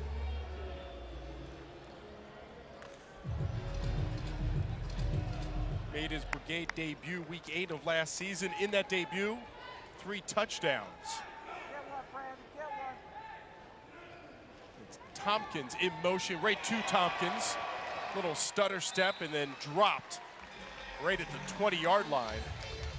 You know, we don't really give enough credit to Omar Smith, who does a really fine job of game planning. And it's like he and Randy are on the same page. They are linked the midichlorians that are in Randy are similar to that of his head coach as they have the play calling. Wes, ask the people of Facebook Live, do they know how much of the midichlorians that are in both of these gentlemen are affecting their play and play calling? There was another third down conversion, 5 of 6 on the night for Baltimore. Hibbert across the middle, Collins, and Collins drops another one. That is somewhat of a mystery to me because you see a guy who has such great playmaking ability. And this is just football 101, catch the ball and go. And it got up so close to him and it hit him in the face mask and it ricocheted right off. It just boink, just a little Ted DiBiase, $1 Million Man kind of a drop. Brandon Collins, 4th year out of Texas. Well, let's go down and check it with Wes. So, Q, you talked about midichlorians. I just got to make sure that we're measuring those correctly. Is that metric or U.S. standard? I can't figure that one out myself. No, just kidding. Serious thing, on Facebook, though, fans, of course, had a lot of love for the 2 quarterbacks that we have in this game, Dan Radabaugh and, of course, Randy Hibbert, which led me to this question that I'm going to ask here on Facebook for the 3rd quarter question of the game. If you could have any quarterback that you've ever known play football as your AFL QB, who would it be? Now, mind you, we did just have the NFL draft a couple of days ago, actually last week. So I want to know from you guys, and of course on Facebook, you got a quarterback you can choose from the pot. Who would it be? Fran Tarkenton. Yeah, I'd say a guy that has a quick release, right? Who had the quickest release? Well, then if that's the case, then I would say Kurt Warner, former AFL guy. And also did it pretty well in the NFL. Yes, he did. Hall of Famer. Randy Hibbert, end zone. Broke it up. Incomplete defensive effort by Torres Jones for Philadelphia. Philadelphia's defense is as stout and as sound as it gets. That was as good of a defensive play. We talked about their secondary being very competitive. This is a play where in this league, it's a touchdown. When you're a secondary, the likes of the Soul, you're playing the down again. You're saying that you're glad it wasn't an interception and you're glad you have a chance for a 4th down opportunity. Jones, 3rd year. Has 1 interception already this season, nearly had another there. 4th down, big play for Baltimore. And still on his feet, ball is fumbled, picked up. Leaning forward was Raymond McNeil, the center. Baltimore short of the first, and they turn it over on downs. I mean, that was the great screen for the tight end. Unfortunately, didn't get it. Still a tight battle when you talk about the Brigade up 21-14. Quick break, quick timeout. We'll be back. On 4th down, only a fumbling player may advance. However, recovered behind. Therefore, it's put in that spot. So, Q, when you look at the possession battle, in some ways that interception that Baltimore had at the end of the first half, you can really wipe it off the board because they're unable to cash in as they got the ball first here in the second half. And now Philly has a chance to tie this ball game with the ball near midfield. Yeah, and it all started because of that guy right there on our screen, 17. Unfortunately, he had that bad drop. You have momentum in this game. You got to seize it. You got to keep it, especially when you're going up against a championship squad like the Soul. And that's something where you look at this ball club, they're saying to themselves, look, Baltimore, we thought that they were going to go up by 2 scores. This gives us the opportunity now to gain back the momentum. All right, let's go out to Vegas. We'll check in with Jonathan. And Jonathan, if you have the over in this game midway through the 2nd or 3rd quarter, maybe you're a little nervous. Oh, yeah, you're definitely stretching the collar out. You feel the steam coming out. You're like, oh, man, this is not going well. Total of 107.5. And the one thing, if you did bet on this game, let's say if you took the dog, you took the under, the one thing that you have to like, we haven't seen much other than the interception. You turn the ball over back on downs like you mentioned, so you kind of negate the interception at the end of the half, but you took time off the clock, which is huge. So if you have the dog and if you have the under, that's less time on the clock for you, so you're getting closer and closer to cashing that ticket. And that's a big thing to watch right now is as this clock runs out, dog bettors and under bettors really like what they're seeing. All right, thank you very much, Jonathan. That's the thing about betting. For every one side that's nervous, there's going to be another side that's feeling good. Yeah, either the over or the under. Come on now. First time tonight the Baltimore offense has been stopped. Can't fault the effort of Jordan Mccray. Play was blown up a little bit. Hibbert looking for his tight end. And because it was slow developing, it gave the defense a chance to get back and make that tackle, because otherwise Mccray could have been open and had the first down. Reynolds in motion for Philadelphia. Outside, Kaladamoku catches, picks up 7. Kaladamoku and company, they are trying to suck the defense in. You're playing off coverage. This is just an easy pitch and catch. Get some positive yards up the field, but Josh Victorian and company have to be careful, because you can see where now Reynolds and Prince, they're lined up on the same side of the field. Little I formation for the 2 wide receivers. Kaladamoku in motion. Oh, he looks like he could have been wide open. It's out to Prince. Kaladamoku had about 3 or 4 steps on the defender, and Radaball never looked his way. Still complete, and it does move the chains for a first down. Radaball has been frustrating his head coach, Dozell, all game long. That's the second time, as you see. Well, Philadelphia I go over fans. the wall, yay. Prince is sitting there saying to himself, bruh, I wasn't the primary guy. Why are you throwing it to me? That's his guys. That is his Coming guys. down from Philly, they've got to catch their receiver when he gets hit over the boards. They should have. They messed up on that one. Outside to Prince. A little stutter step and taken down. Burrell was there. And so was Virgil Gray. You always got to play psychologist if you're Dozell and you're talking to your quarterback, Radaball. He makes these just gyrations and expressions every time he misfires. And you as a coach, you're kind of passionate as well, but you got to maintain your composure and try to refocus your quarterback. Love the conversation between the two. Love to get a microphone down there. Dan, work on that. Get a microphone on both of them. To Reynolds, hit, driven back, and then taken down. Joe Powell. Q, there's your guy again, making a big play. Yeah, man. Powell has had a heck of a game. You add in just the physical toughness, but also the big plays. Boom. Virgil Gray got the business end of that deal.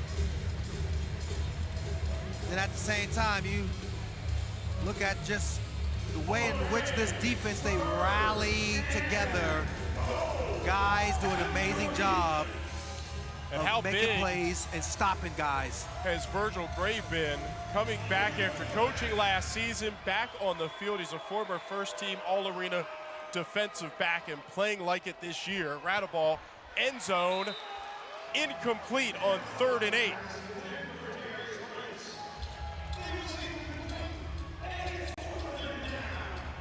Radaball holding his head down as he walks over to Dozell. That's just great defense. I mean, there was no one open. I just love the way this has been, going back and forth. Hard to miss him with the orange sneakers, cleats. Another 4th down. It's from the 8-yard line, 4th and goal for Philadelphia. Baltimore's defense this year,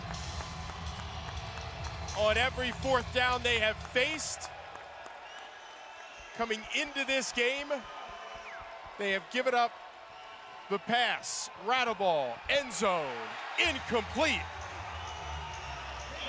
And Radaball threw his hands up. Fan took a hit. But Baltimore's defense makes the stop. There's so much going on that is so great. Cedric Walker, defensive coordinator, has to love the fact that his defense held.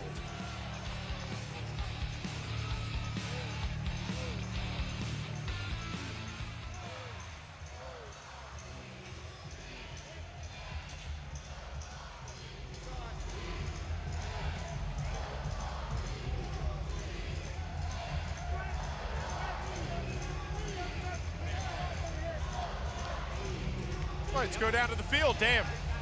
All right, thank you, Brent. Well, there's a lot of underdog stories in sports, but no underdog story quite like Kendrick Ings. Ings, from Lithonia, Georgia, earned the moniker Little Vic for his elusiveness at the quarterback position in high school.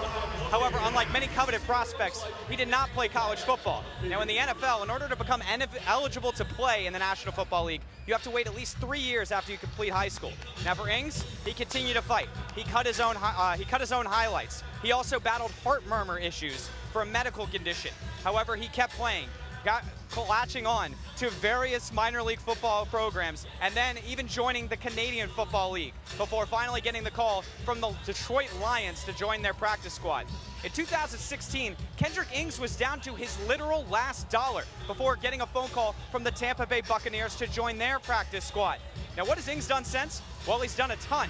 In last year's AFL season, he was top 5 in receptions, touchdowns, and receiving yards. I should say receiving touchdowns per game. And so far, guys, it's a great story and a great addition to have Kendrick Ings on the Baltimore Brigade. Down in Tampa, was with the Buccaneers in that training camp, caught on with the Tampa Bay Storm, and was first-team All-Arena wide receiver last season. What a breakout performance for Kendrick Ings. And Baltimore lucky to have the fourth-year wide receiver. That Tampa Bay connection, Randy Hibbert, Kendrick Ings, they bring north with them. Well, I hope Ings gets an opportunity to make a play in this game, because right now they're trying to find somebody outside of Tompkins and Williams to come up with a play. We know what Brandon Collins did for the 1 touchdown, but he's also had some drops. So after a defensive stop for the Baltimore defense, they have the football back and the lead at 21-14. It has been a low-scoring affair, and the Baltimore defense coming up big here tonight. Hibbert, downfield, wide open, touchdown, Quentin Sims.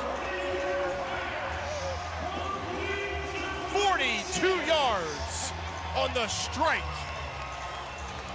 That is as good as it gets. You don't get it done coming out at half. Your defense does an amazing job with a short field, holding an explosive offense in the soul, and then wasting no time throwing the ball for that 42-yard laser down the football field. Randy Hibbert to cue my man, Quentin Sims. 5th touchdown of the season for Quentin Sims. He led the AFL last year with 119 yards a game. And a big strike, 42 yards on the touchdown.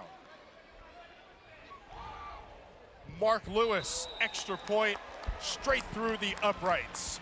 Baltimore, quick strike offense, 42 yards on the touchdown, 28-14.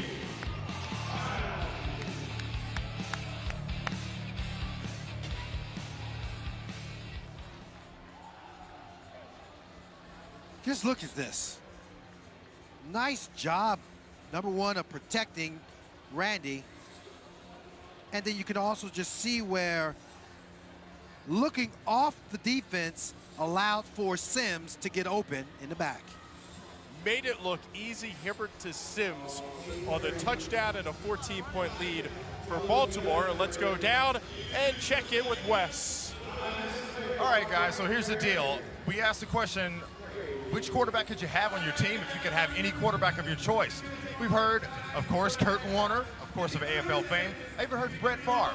But some of my friends with Barstool Sports and, of course, the Brick Squad, who are actually streaming on Monumental Sports Network's Facebook page, they say Randy Hibbert. And, of course, with the touchdown like you just saw, kind of obvious why you like a guy like that to be the face of your franchise. I never gave you my choice, but I'm going to go ahead and lean and say the same thing. It's not a bad choice. The guy is the defending AFL most valuable player, and he is off to a fantastic start this season. 21 touchdowns, no picks, and he was on point with this one. So you got to help out your guys on the offensive line when you know that you're getting a big rush coming from that defensive front. Notice how he just delicately moved the pocket, gave his receiver time, and also helped his linemen as far as their technique. That's the veteran savvy of Randy Hibbert, thus making him the Jedi master that he is.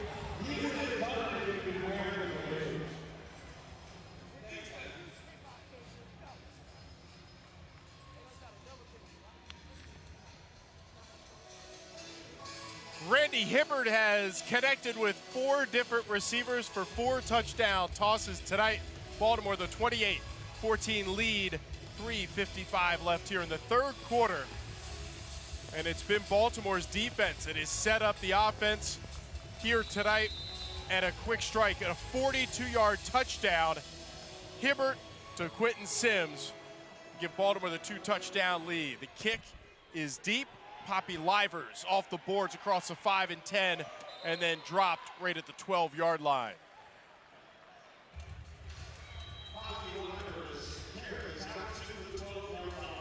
And Q, maybe that is part of what makes Randy Hibbert so hard to defend.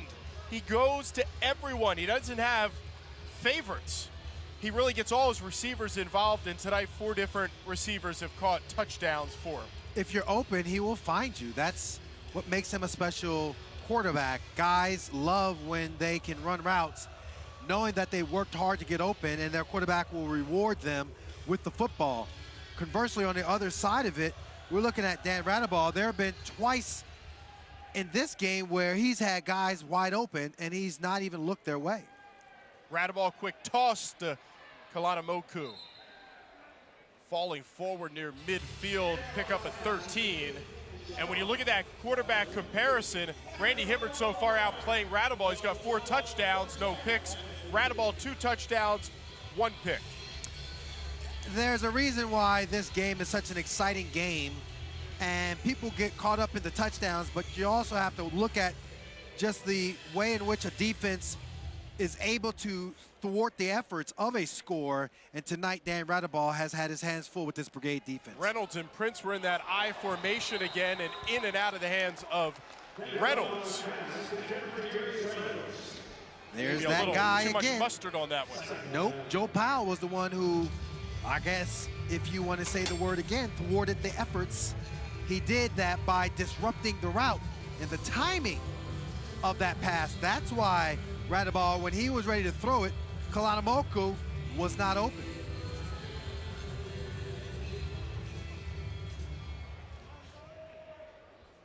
Second down, Reynolds. Passes complete to Prince, breaks a couple of tackles all the way down to the 5. Yards after catch on that play for Philadelphia. 20 yards on the play.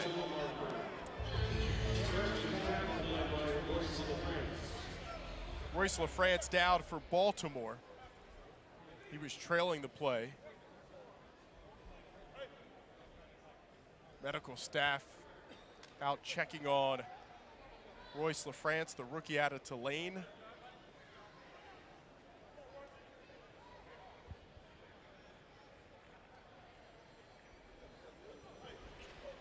See some of the Philadelphia players showing some concern. Wayne Tribune helping him up. You know, I think when you go for the football, missed it, but it looked like his hand kind of got caught under his body, and that's a lot of weight, 275 pounds of force coming down on your upper extremity, and good to see him walking off the field. Yeah, he went for the strip from behind, and you can see his hand kind of got tangled up with Prince's feet. Hibbert came all the way out on the field to make sure his guy was okay. So first down from the 4-yard line, 1st and goal for Philadelphia. Ferns is the fullback, flanking Radeball. Radeball over the middle, and Reynolds couldn't hold on. It popped up into the air, and they said it hit the turf. And incomplete. Joe Powell nearly came up with it. Joe Powell, arguably, he and the rest of this defense has played one heck of a game. Yep. hit the turf. Josh Victorian was the one who made the hit. Yes. Had the ball pop up that close. Oh boy. You got your big guy, your big gun, if you will, in Josh Reynolds for the Philadelphia Soul. Looked like he was banged up in the back of the end zone, and he has his helmet off as the medical staff comes out and checks on the star wide receiver for Philadelphia. He is slow, trying to get off the field, trying to see what happened here to Reynolds. His knee went into the boards. He went to grab, looked like his ankle as well. So well, it looked like Josh Victorian, his leg went into Reynolds, and that's where his foot kind of got jammed up. Just a couple of weeks ago, Reynolds had 11 catches and 4 touchdowns in that win against Baltimore, and that one went right down to the final seconds. Reynolds caught the winning touchdown with 12 seconds on the clock. That game up in Philadelphia back in week 2. Reynolds trying to walk it off. Both teams well coached, Brent. And when you're talking about trying to jockey for position, if you will, with how you're calling a game, you want all hands on deck. And that's a big loss in the red zone. Now, of course, they do like to run the ball, so watch Ferns for a quick handoff if you're not expecting it. Aaron Washer checks in for the first time tonight on offense. They go to Washer, incomplete, but there is a flag down.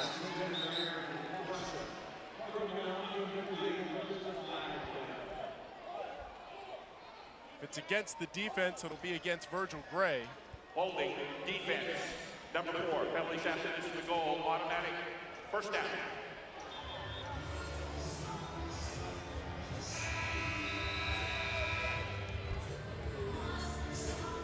And that is the end of the third quarter. Philadelphia with a 2nd and goal coming up. When we get the fourth quarter going.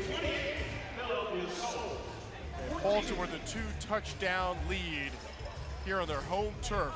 Star Wars night in Baltimore. We talked about, Brent, the fact that this defense from a Soul perspective is such a stout defense. Their offense averaged 59 points coming into this contest, and going into the fourth period, you're only scoring 14 points. What an amazing performance so far as they head into the final period for this Brigade defense. And Philadelphia scoreless over the last 24, 25 minutes of game clock. Let's go down and check in with Dave. All right, what's going on, guys? In addition to airing all home games for the Baltimore Brigade, Monumental Sports Network will also be airing all of the home games for the Washington Valor and the WNBA's Washington Mystics. Now, for the Mystics, they're coming off one of their best seasons in franchise history after advancing to the WNBA semifinals for the first time since 2002. Earlier this week, it was Mystics Media Day, and we caught up with the team as they look to build off last season's success and try to chase down their first WNBA title. I would say our first day this year was one of the best first days I've ever had coaching in the WNBA. You just see a maturity level to this team that wasn't there a year ago. Being a championship contender, it feels good. I think the sky's the limit. We just have to put things together and go out there and execute. You know, we saw what it takes to win a championship. We played against the team that won it all, and you know, we just got to get back to that intensity and play that way from the start. Now, it's fitting that the last person in that video was Elena Deladon, as the first game of the season on Monumental Sports Network will be a preseason game played in Elena Deladon's home state of Delaware. I'll be there, the production crew will be there, but for now, let's get back to this game. Brent and Q, back to you. Dan, thank you very much. Elena Deladon had a chance to call some of her games back during her college days in Delaware. Unbelievable player, fun to watch her. Glad she is with the Mystics. What a pickup last year for them. She's one of my all-time favorite collegiate players, and obviously for the Mystics, she is quite an amazing force when it comes to the way she scores, the way she facilitates with the ball, helping out her teammates. quite an amazing athlete. Be exciting as the WNBA season gets going. We look forward to Mystics basketball on Monumental Sports Network this year. Galatamoku is your motion man, goes to the right. A little misdirection. Wow, big hit. Far side over the boards. Tribune lost his helmet. He took Lamar Brown right over the boards. Not sure if the camera caught that or not. Great stop defensively. But right here, watch Lamar Brown. You're gone. Wow. I don't even know what to say on that. I mean, I just think that there's getting bench pressed, and then there's getting bench pressed over the board. Meanwhile, Baltimore made the stop on that last play defensively on the Ferns run. He's got it again, stretching, but he's short. He's short of the goal line. 3 touchdowns last week for the rookie fullback, but unable to get into the end zone here. Cedric Walker, the defensive coordinator for the Brigade, has done just an amazing job of play calling. You could see where Joe Powell and company, they're in the mind of Radaball, and you're also looking at just the way in which Cedric Walker, the D coordinator, has put together quite the game plan to help out this ball club. I'm not sure, but center Wayne Tribune just now picked up the football. He complained about something. Ref put the football back down. Baltimore wanted a flag, didn't get it. Here we go, 3rd and 1. Back to Fern, and he is hit midair. They say it's a touchdown, but I think Baltimore may challenge this. We'll see. They're saying go to the replay. He's, Cedric Walker is out in the field right now, the D coordinator. He's asking for a replay, and we'll see whether or not we can actually see one, but he looked down. He wants this one to be reviewed. Omar Smith on the field. He's talking to the lead referee. Oh my God, he's down. I would challenge it. Fern stretches out, but after he hits turf. Oh boy. Oh boy. This is a tough one from this particular angle. You don't see him getting over the goal line, number 1. Angle, right? But number 2, all the other angles show him being short of the goal line. That would have been the best angle to say we can overturn it. Just down the line. So down the line, yeah. Right, but you kind of see, you don't really see that clear of a picture. Here you see pictures where he's not in. However, that down the line angle would have been the best one. Boom, right there. And he's down, right there. Dexter Jackson. Oh my. What a hit. Oh my, boom.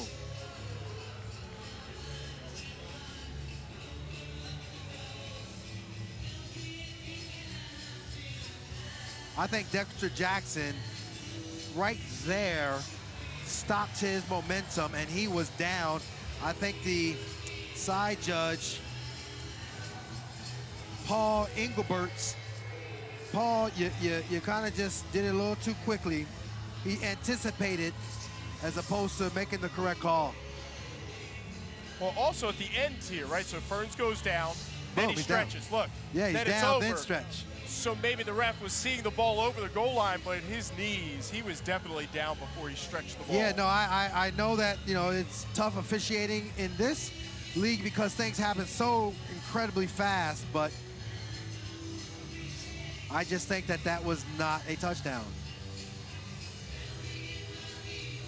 Well, if it isn't a touchdown, if this is going to be overturned, the ball will be placed just inches from the goal line.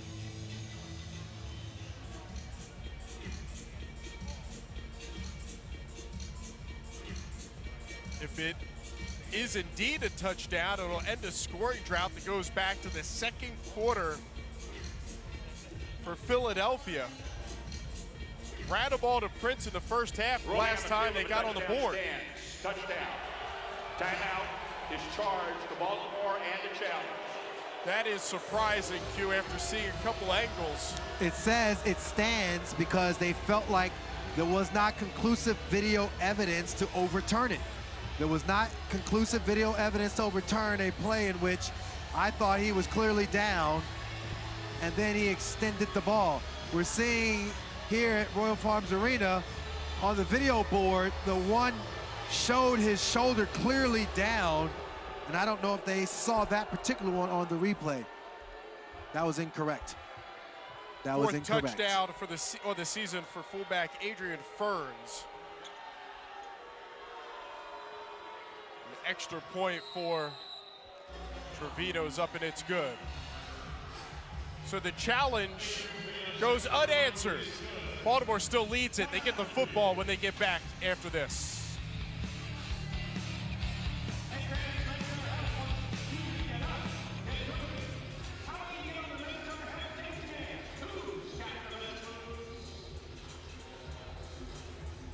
All right, guys, you saw that last play. I'm sure you guys have an opinion on that one. What do you think, Wes and Dan? So here's the deal. Dan running over there to get something. I think this might involve what we're about to do, Dan. Yes. Why did I run over there? To show off my athleticism again. No, this is Luke Skywalker. We have some Star Wars trivia that I typed up earlier today for Wes Hall. Proclaims that he is an absolute Star Wars freak. Are you ready for this? Why are you throwing me under the bus before? Okay, here we go. Luke Skywalker, seen right here, has 2 different colored lightsabers in Star Wars. What colors are they? Green and blue. Green and blue is correct. How many times was the Death Star destroyed? Well, there's the 1, because then there's Death Star 2 that showed up in Return of the Jedi. Correct. Nice job. Okay, spoilers. Who was Luke Skywalker's father? Of course, Darth Vader. Okay, what's his actual name? Anakin Skywalker. That's what I'm talking about. Okay, what Star Wars character said the famous line, "There's a trap"? Oh, Admiral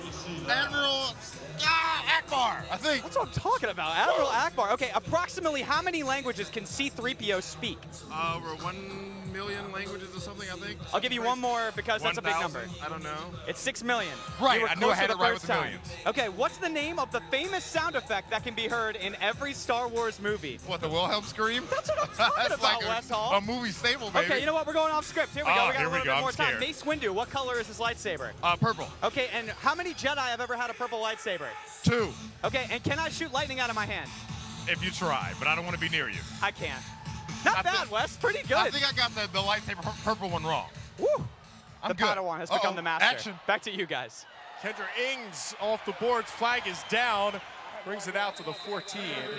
Very impressed with Wes's knowledge. I don't think Luke Skywalker didn't seem all that impressed with that, but I thought he did a good job. Well done, Wes. Wes has tons of midichlorians flowing through his veins. Not sure what that means. That means he Flag has the on the, force being strong within him. Okay. Getting educated. There you go, midichlorians. On the force. It was a hold against Baltimore, so back to the 2-yard line. And that's where Randy Hibbert, the offense, will take over. Kendrick Ings, slow to get up. Boy, Kendrick first came in the game and did an amazing job of catching the football in the first game, get a touchdown, he gets hurt. Now he comes back in this game and gets dinged up. Having a tough year so far. Been dealing with the injury bug. Let's go back down, check it with Wes. All right, guys, I'm still basking in the glory of all of my Star Wars knowledge. Yes, it comes in handy, kids. Watch movies. But actually, here we are at the 4th quarter. Tight ball game, so I have to ask this question that we all need to know. Who is the player of the game? Who do you think is shine above everybody else? I already know who my vote is, but I'm going to save that for later. Guys, I want to know who you got. Q? Player of the game, by far, has to either be Joe Powell defensively or Randy Hibbert offensively. That's a good call. I'd say Randy Hibbert because of the 4 touchdowns, the way he spread it out. He has been very accurate tonight. But Joe Powell has made a difference on defense. He's come up with some really big plays. Huge. And when you talk about the possession battle, Baltimore has won that tonight so far. Hey, guys, I want to jump in real quick and kind of cheat. I said I was going to save my answer for later, but I kind of want to throw Darius Prince or Darius Reynolds' name in the bag for that because both these guys as receivers have been paramount, been able to catch the ball. Of course, Reynolds had a little bit of an injury situation early, but both these guys have really tried to do their best to, help swing the tide of the game. But remember, it's only 7-point difference. So I'm just saying, maybe look at some of those old guys. Well, 9 of Dan Radeball's 13 completions have gone to the two Dariuses. Combined, 128 yards and a touchdown between the two. Darius Prince got into the end zone back in the second quarter.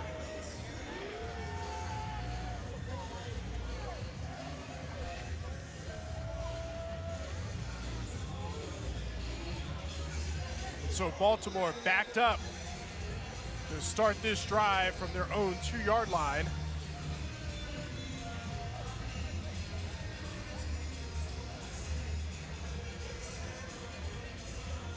And how important, Q, is it for this Baltimore offense to answer after giving up that Ferns touchdown? And the lead now back, cut to 7, 28-21. How you doing? Hey, mama.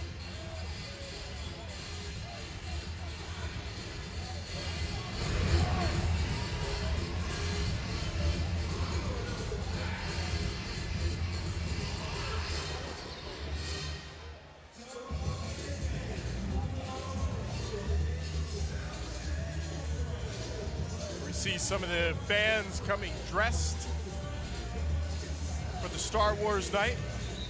The Brigade is out here in the barracks. And always a good time for the kids.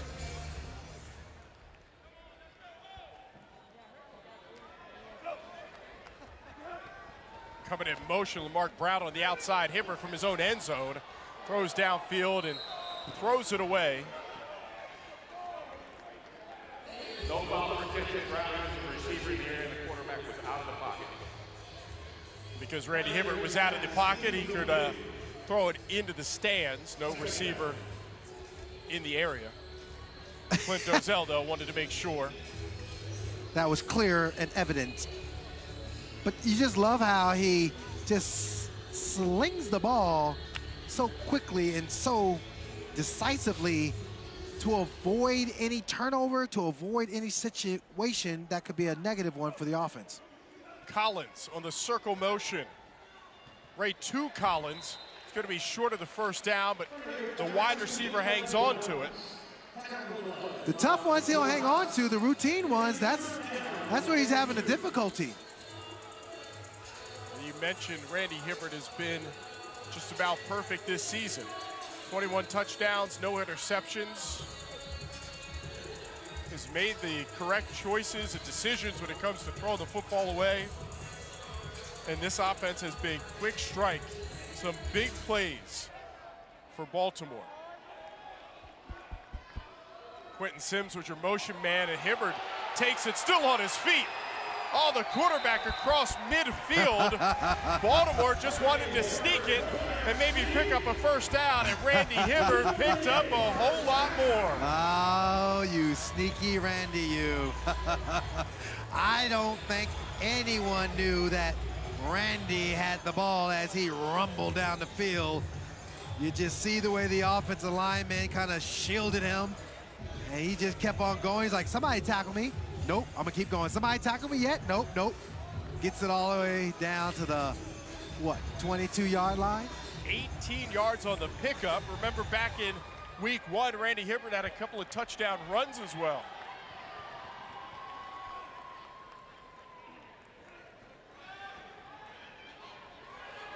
Under pressure, Hibbert, and it's Hayes for the 3rd time tonight taking down the Baltimore quarterback. Yeah, and he's kind of upset because he felt like that was a hands to the face.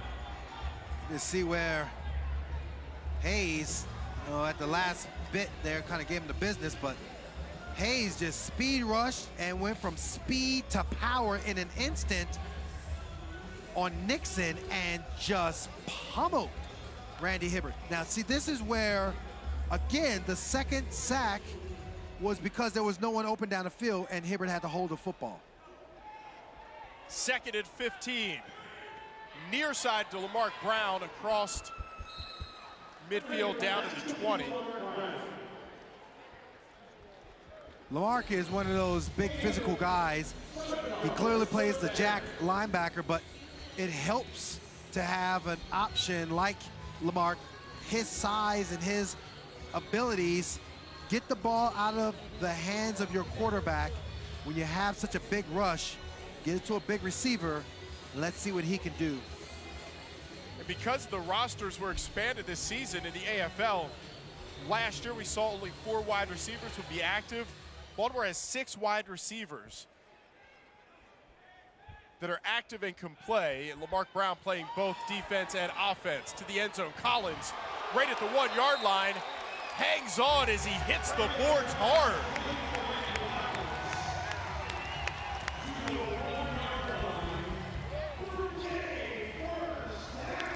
Look at the time. 19 on a first down.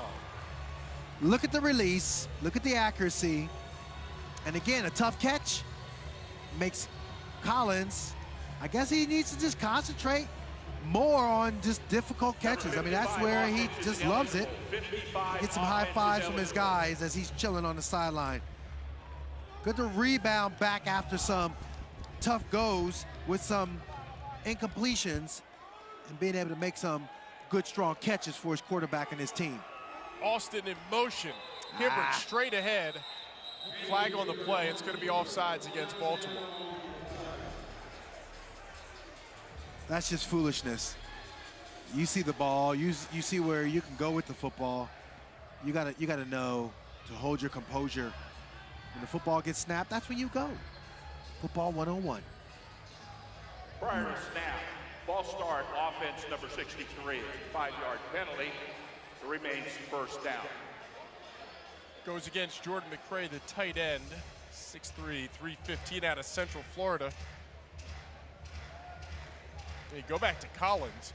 2 balls tonight that were easy catches. I mean, wide open, easy catches, nobody around him that he dropped, and 2 fabulous catches. One, he went over the boards for a touchdown, and that last one crushed himself into the boards at the 1-yard line. Hibbert throws it away. He was still in the pocket. Dozell wants a flag.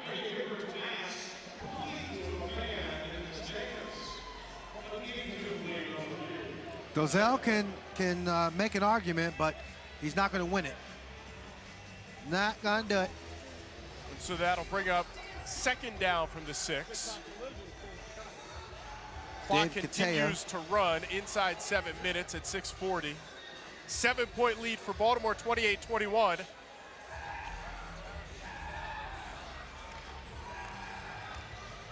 Brown split out right. Then Tompkins and Collins in motion.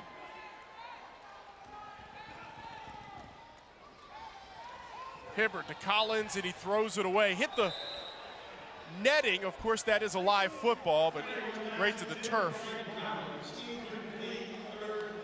That'll bring up a 3rd down.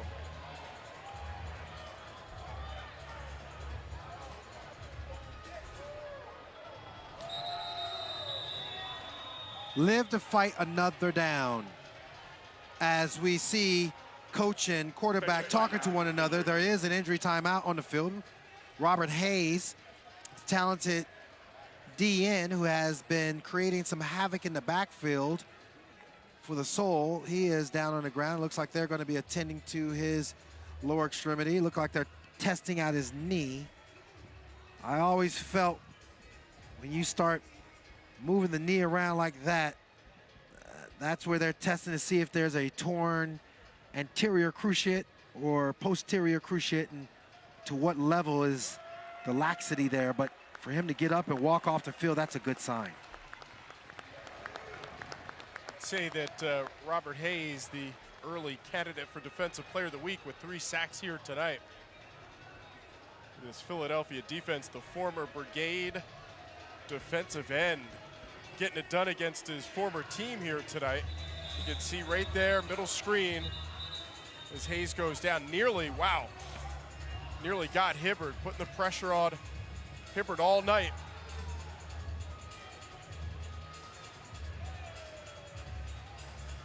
And so here comes 3rd down from the 6.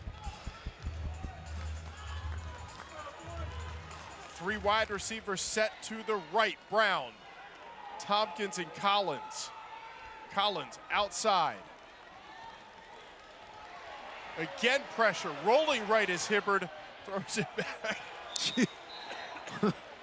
excuse me, back across his body and out of bounds. And that'll bring up a big 4th down, and Omar Smith is going to bring out his kicker. See, I know that when you're having that much time, that's a great job blocking, but you got to be frustrated if you're Randy Hibbert with your receiving core.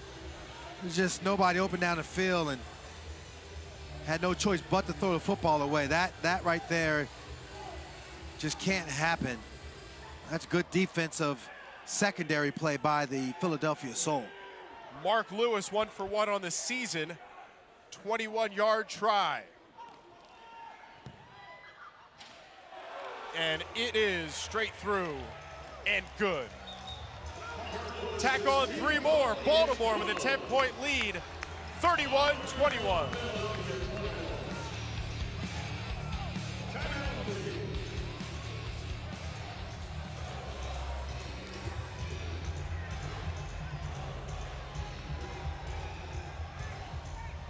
Ten-point lead for Baltimore, 4:35 left here in the 4th quarter. Let's get the very latest on the betting line and check in with Jonathan.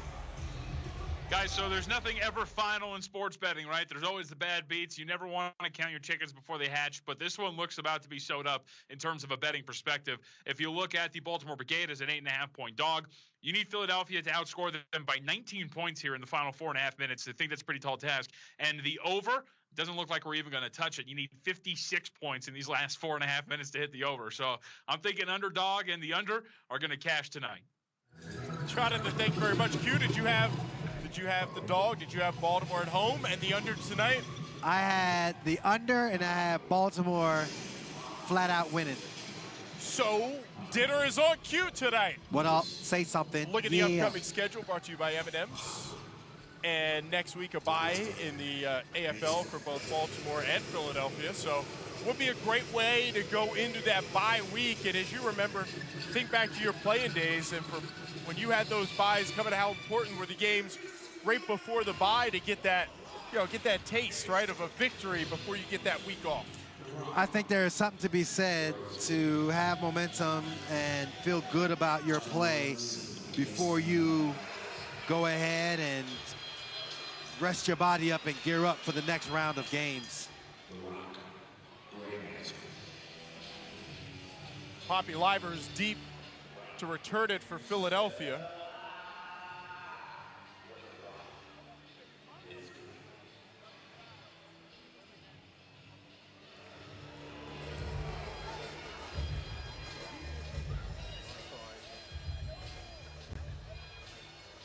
Baltimore with a 10-point lead, 4:35 left in the 4th quarter. Philadelphia undefeated this year, 3-0. Last time they lost was last season, week 14, and it was right here in Baltimore. The Soul went on to win the Arena Bowl title. They had one loss all season, Q, and it was to the Brigade. They know that this is a tough squad. They know that Baltimore will always be a nemesis. But I think more importantly, the way in which Baltimore's defense has played in tonight's contest, this is something where moving forward, the next step for Baltimore to take is beat them on their own home turf. Boy, easier said than done, too. Prince across the 15, out to the 18-yard line. Pick up a 13. There is a flag down in the Philadelphia backfield. Well, Lawrence has his helmet off. I think that personal foul, hands to the face. Hands to the 69 face. offense. Penalty shot is the goal. Repeat, first down. Yeah, that was a hands to the face of our guy Lawrence. And Wayne Tribune, who was the guy who bench pressed Lamarck Brown over the boards on the block earlier in the game. Yeah. Wayne's an aggressive guy. He has some aggression issues. From his own end zone, Rodaball. Kalana Moku brings it in, short of the first down, but it'll bring up a 2nd and 1.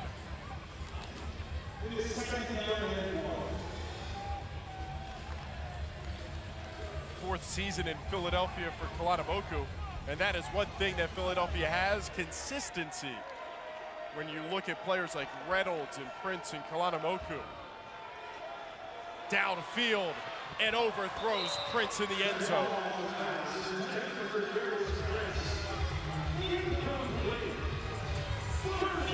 Down 2 scores, Philadelphia trying to get one back quickly. Incomplete, just overthrowing the receiver. This is where, again, your defense is saying, we can hold. Obviously, it's a 3rd and short. They need to get points up on the board. Time is not on their side. Kalanamoku, first down, out near midfield.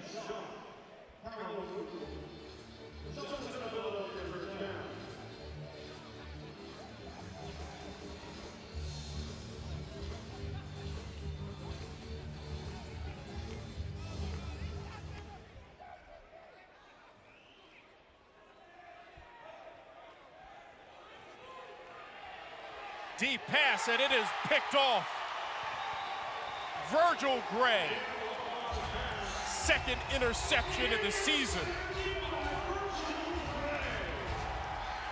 Brent, I am telling you now, what an incredible job of the defense of literally pressuring Radaball the entire game. Radaball had been under pressure, threw it off his back foot, could not get the velocity on the ball, and who but Virgil Gray just makes an incredible catch as the entire team comes out on the field for the Philadelphia Soul. We're trying to see who that might be that is down. There's an injured player down for Philadelphia. That is Radaball. Radaball is up, but very slow as he makes his way to the bench area. Yo, you can tell just what he means to this ball club. The entire ball club came out on the field to see and check in on their quarterback. And the quarterback in some pain right now, down on the Philadelphia bench. It's sitting down to Dan. All right, well, thank you, Brent. It's only fitting that Virgil Gray got that interception right there, because he was just announced as the Arena Football League Defensive Player of the Week after his performance against the Albany Empire with 12 tackles and 1 interception. I guess that makes it 2 interceptions in the last 2 weeks. Now, I know what you're thinking, Virgil Gray, building off a great year last year. No. He did not play last season. In fact, he was a coach on this Baltimore Brigade coaching staff. This year, well, he leads the AFL heading into this game with 22.5 tackles, 6.5 more than the next closest player. Now, he's no stranger to winning at this level. In fact, he's won 3 Arena Bowl titles. But this begs to question, Q, are you coming out of retirement and getting on the field? So my midichlorians, because since this is Star Wars night, has been a little lower as of late. But I am inspired by Virgil Gray. I think I can do it. I really do. I think I can pull off my T.T. Tolliver, 40-plus-year-old playing self and make some strong plays for this brigade. I think I got the moves. I can do it. Q, I'm inspired too, enough to watch you and cheer for you on the field. I think you can do it as well. I'll be there for you as a big fan on the sideline. I'll cheer you on. I'll coach you up. I think you got the moves. I know you still have the speed, big guy. I'm telling you, I would be effective. As long as they don't touch me and hit me, I'm good. I mean, just, oh, there's Kadri. Leave him alone. Let him just go ahead and get out of bounds. Then I'm your guy. What do they all say? One good play left. That's right. That's all I need to know. That's all you need, just one. Inside handoff for Baltimore. Clock on their side, inside 130, 10-point lead at 31-21. And we talked about the game ball, Q. Can you give the game ball to the entire defense? 2 weeks ago, Philadelphia had a total of 340 yards in that week 2 meeting up in Philadelphia. Tonight, they have 196 yards, and this Baltimore defense has forced 3 Philadelphia turnovers. And you're seeing a picture of the look of disgust and pain of Dan Radaball because of the fact that that defense was so incredibly relentless. Looks like they're checking out his shoulder/collarbone Boy, look at those numbers. It's his left shoulder as well, so not his throwing arm. That is as impressive to hold a quarterback of that caliber down. That just goes to show you, yes, you're absolutely right. If the entire defense, and that's led by defensive coordinator Cedric Walker for the Brigade, if they don't get the game ball, then slap me and call me Krispy Kreme. Hibbert downfield. The defender fell down, but Tompkins didn't even see the pass until the last second. It falls incomplete. He was wide open. Okay, so Tompkins, oh my gosh, he would have had such an opportunity to get that ball, but again, trying to pad this game and clear it away. 31-21. Final minute, 31-21, Baltimore. Both teams have 2 timeouts remaining. The final minute of the second half is presented by Sindo. Q, let's take a look at tonight's scoring summary. 31-21 Baltimore lead. The 4 touchdowns, also the field goal for Baltimore. That's given them the 10-point spread. Defensively, Philadelphia put a lot of pressure on Hibbert, but Baltimore's offense was able to withstand that. And really the story to me has been the defense of the Brigade tonight. Well, you look at that sack total, and yes, Philly has gotten to our guy Hibbert, but for Dan Radeball, his sacks, they've been difficult ones, even though there was only one, but the pressure is what I'm trying to say, because they had the strip sack fumble, and then just the pressure has caused him to be on the sideline bent over because he has some issues now with his arm. Brigade's defense, a forced fumble and 2 interceptions. Powell and Virgil Gray doing the honors. Let's go back down, check in with Wes.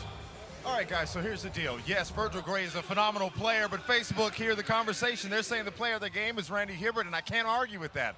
Guy's been phenomenal. What I've appreciated about his game is his poise in the pocket, the ability to take some of these tremendous hits from this Soul defense. The fact that he's been able to stand tall, find his receivers, and put the touch on it that he needs, great job. But Q, I guarantee you, you have at least 2 plays in you. I've got 1 good 9 route left in me. That's it. Throw it or not, I'm running a 9 and I'm out. But I know you got at least a nice slant or maybe a dig route you can pull out for us. Come on, give me 1. I know I can give you that dig, but I like that post corner because we're talking about literally in this game, the post corner is no kind of defense.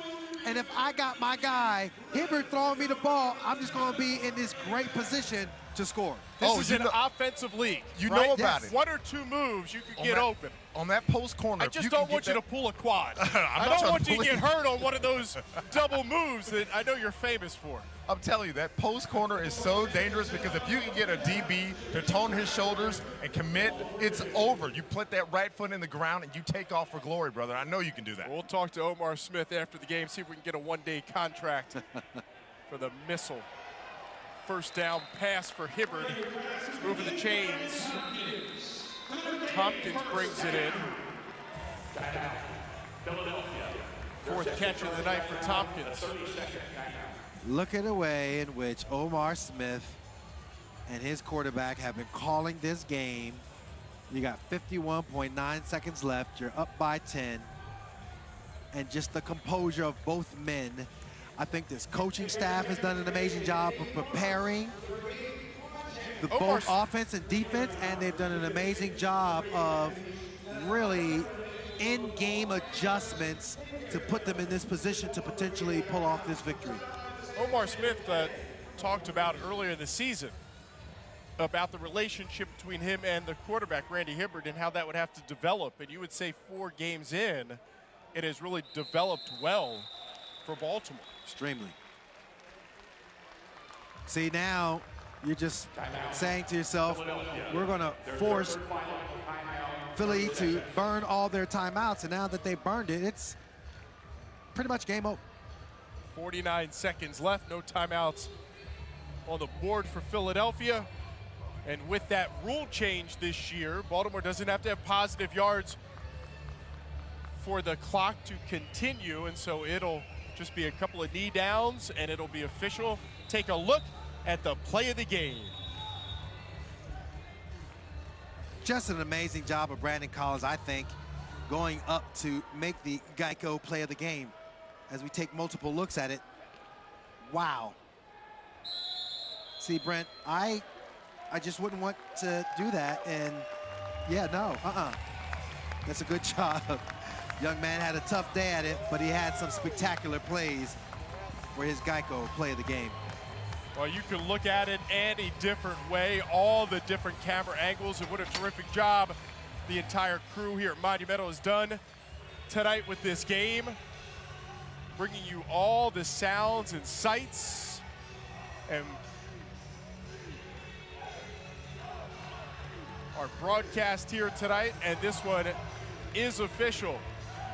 Dancing on the field, Randy Hibbert and the Brigade get it done at home, and Philadelphia has their first loss of the season. It's a tie at the top of the AFL. Baltimore 3-1, Philadelphia 3-1. The final 31-21. The Baltimore Brigade get it done at home on Star Wars night. Yes, the Force is with Randy Hibbert and the Brigade.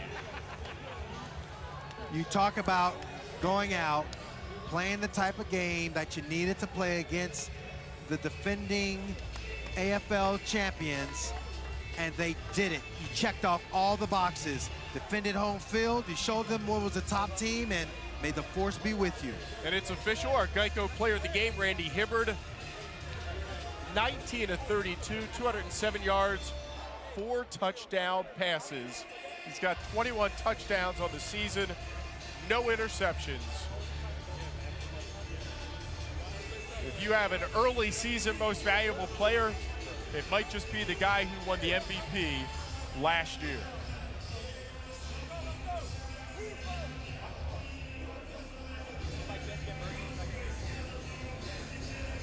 Well, Q, we saw a little bit of everything. I don't think either one of us would have predicted a low-scoring defensive battle here in Baltimore, but that's what we got. The Brigade defense forcing 3 turnovers, and that was really the difference tonight. 31-21, the final. And in the AFL, that is a low-scoring game, Q. Yes, it is. No, I think that the Brigade, they played amazing tonight. Brent, I thought that, you know, Randy Hibbert and company, they did what needed to be done offensively, but it was the defensive team that really came up with the necessary plays right from the start of the game. Virgil Gray had an interception in this one late in the game, helped seal it, and he's with Dan down on the field. All right, thank you, Brent. Well, last season, there was only one loss for the Philadelphia Soul, and it was right here on this field. This season, they come in undefeated. They lose to the Brigade again. You guys get another victory. What is it about Baltimore that gives you the winning formula to beat this team? Well, first of all, it's our home crowd. We always feel like we got home field advantage when we play here, and we want to keep it up. We want to try to win all our games at home. Last year, you weren't even playing on the field, you were a coach. This year, you're coming off a Defensive Player of the Week. You get a key interception down the stretch. What has been the difference for you this season? Did you expect to be this productive? I felt like I got off to a slow start, but my teammates and my coaches, they trusted in me. They kept picking me up when I was feeling down on myself, and they were saying, you good, you get back into it. And it's just the trust that my coaches and my teammates have in me to make me play good. All right, Virgil, thank you. All right, thank you. Guys.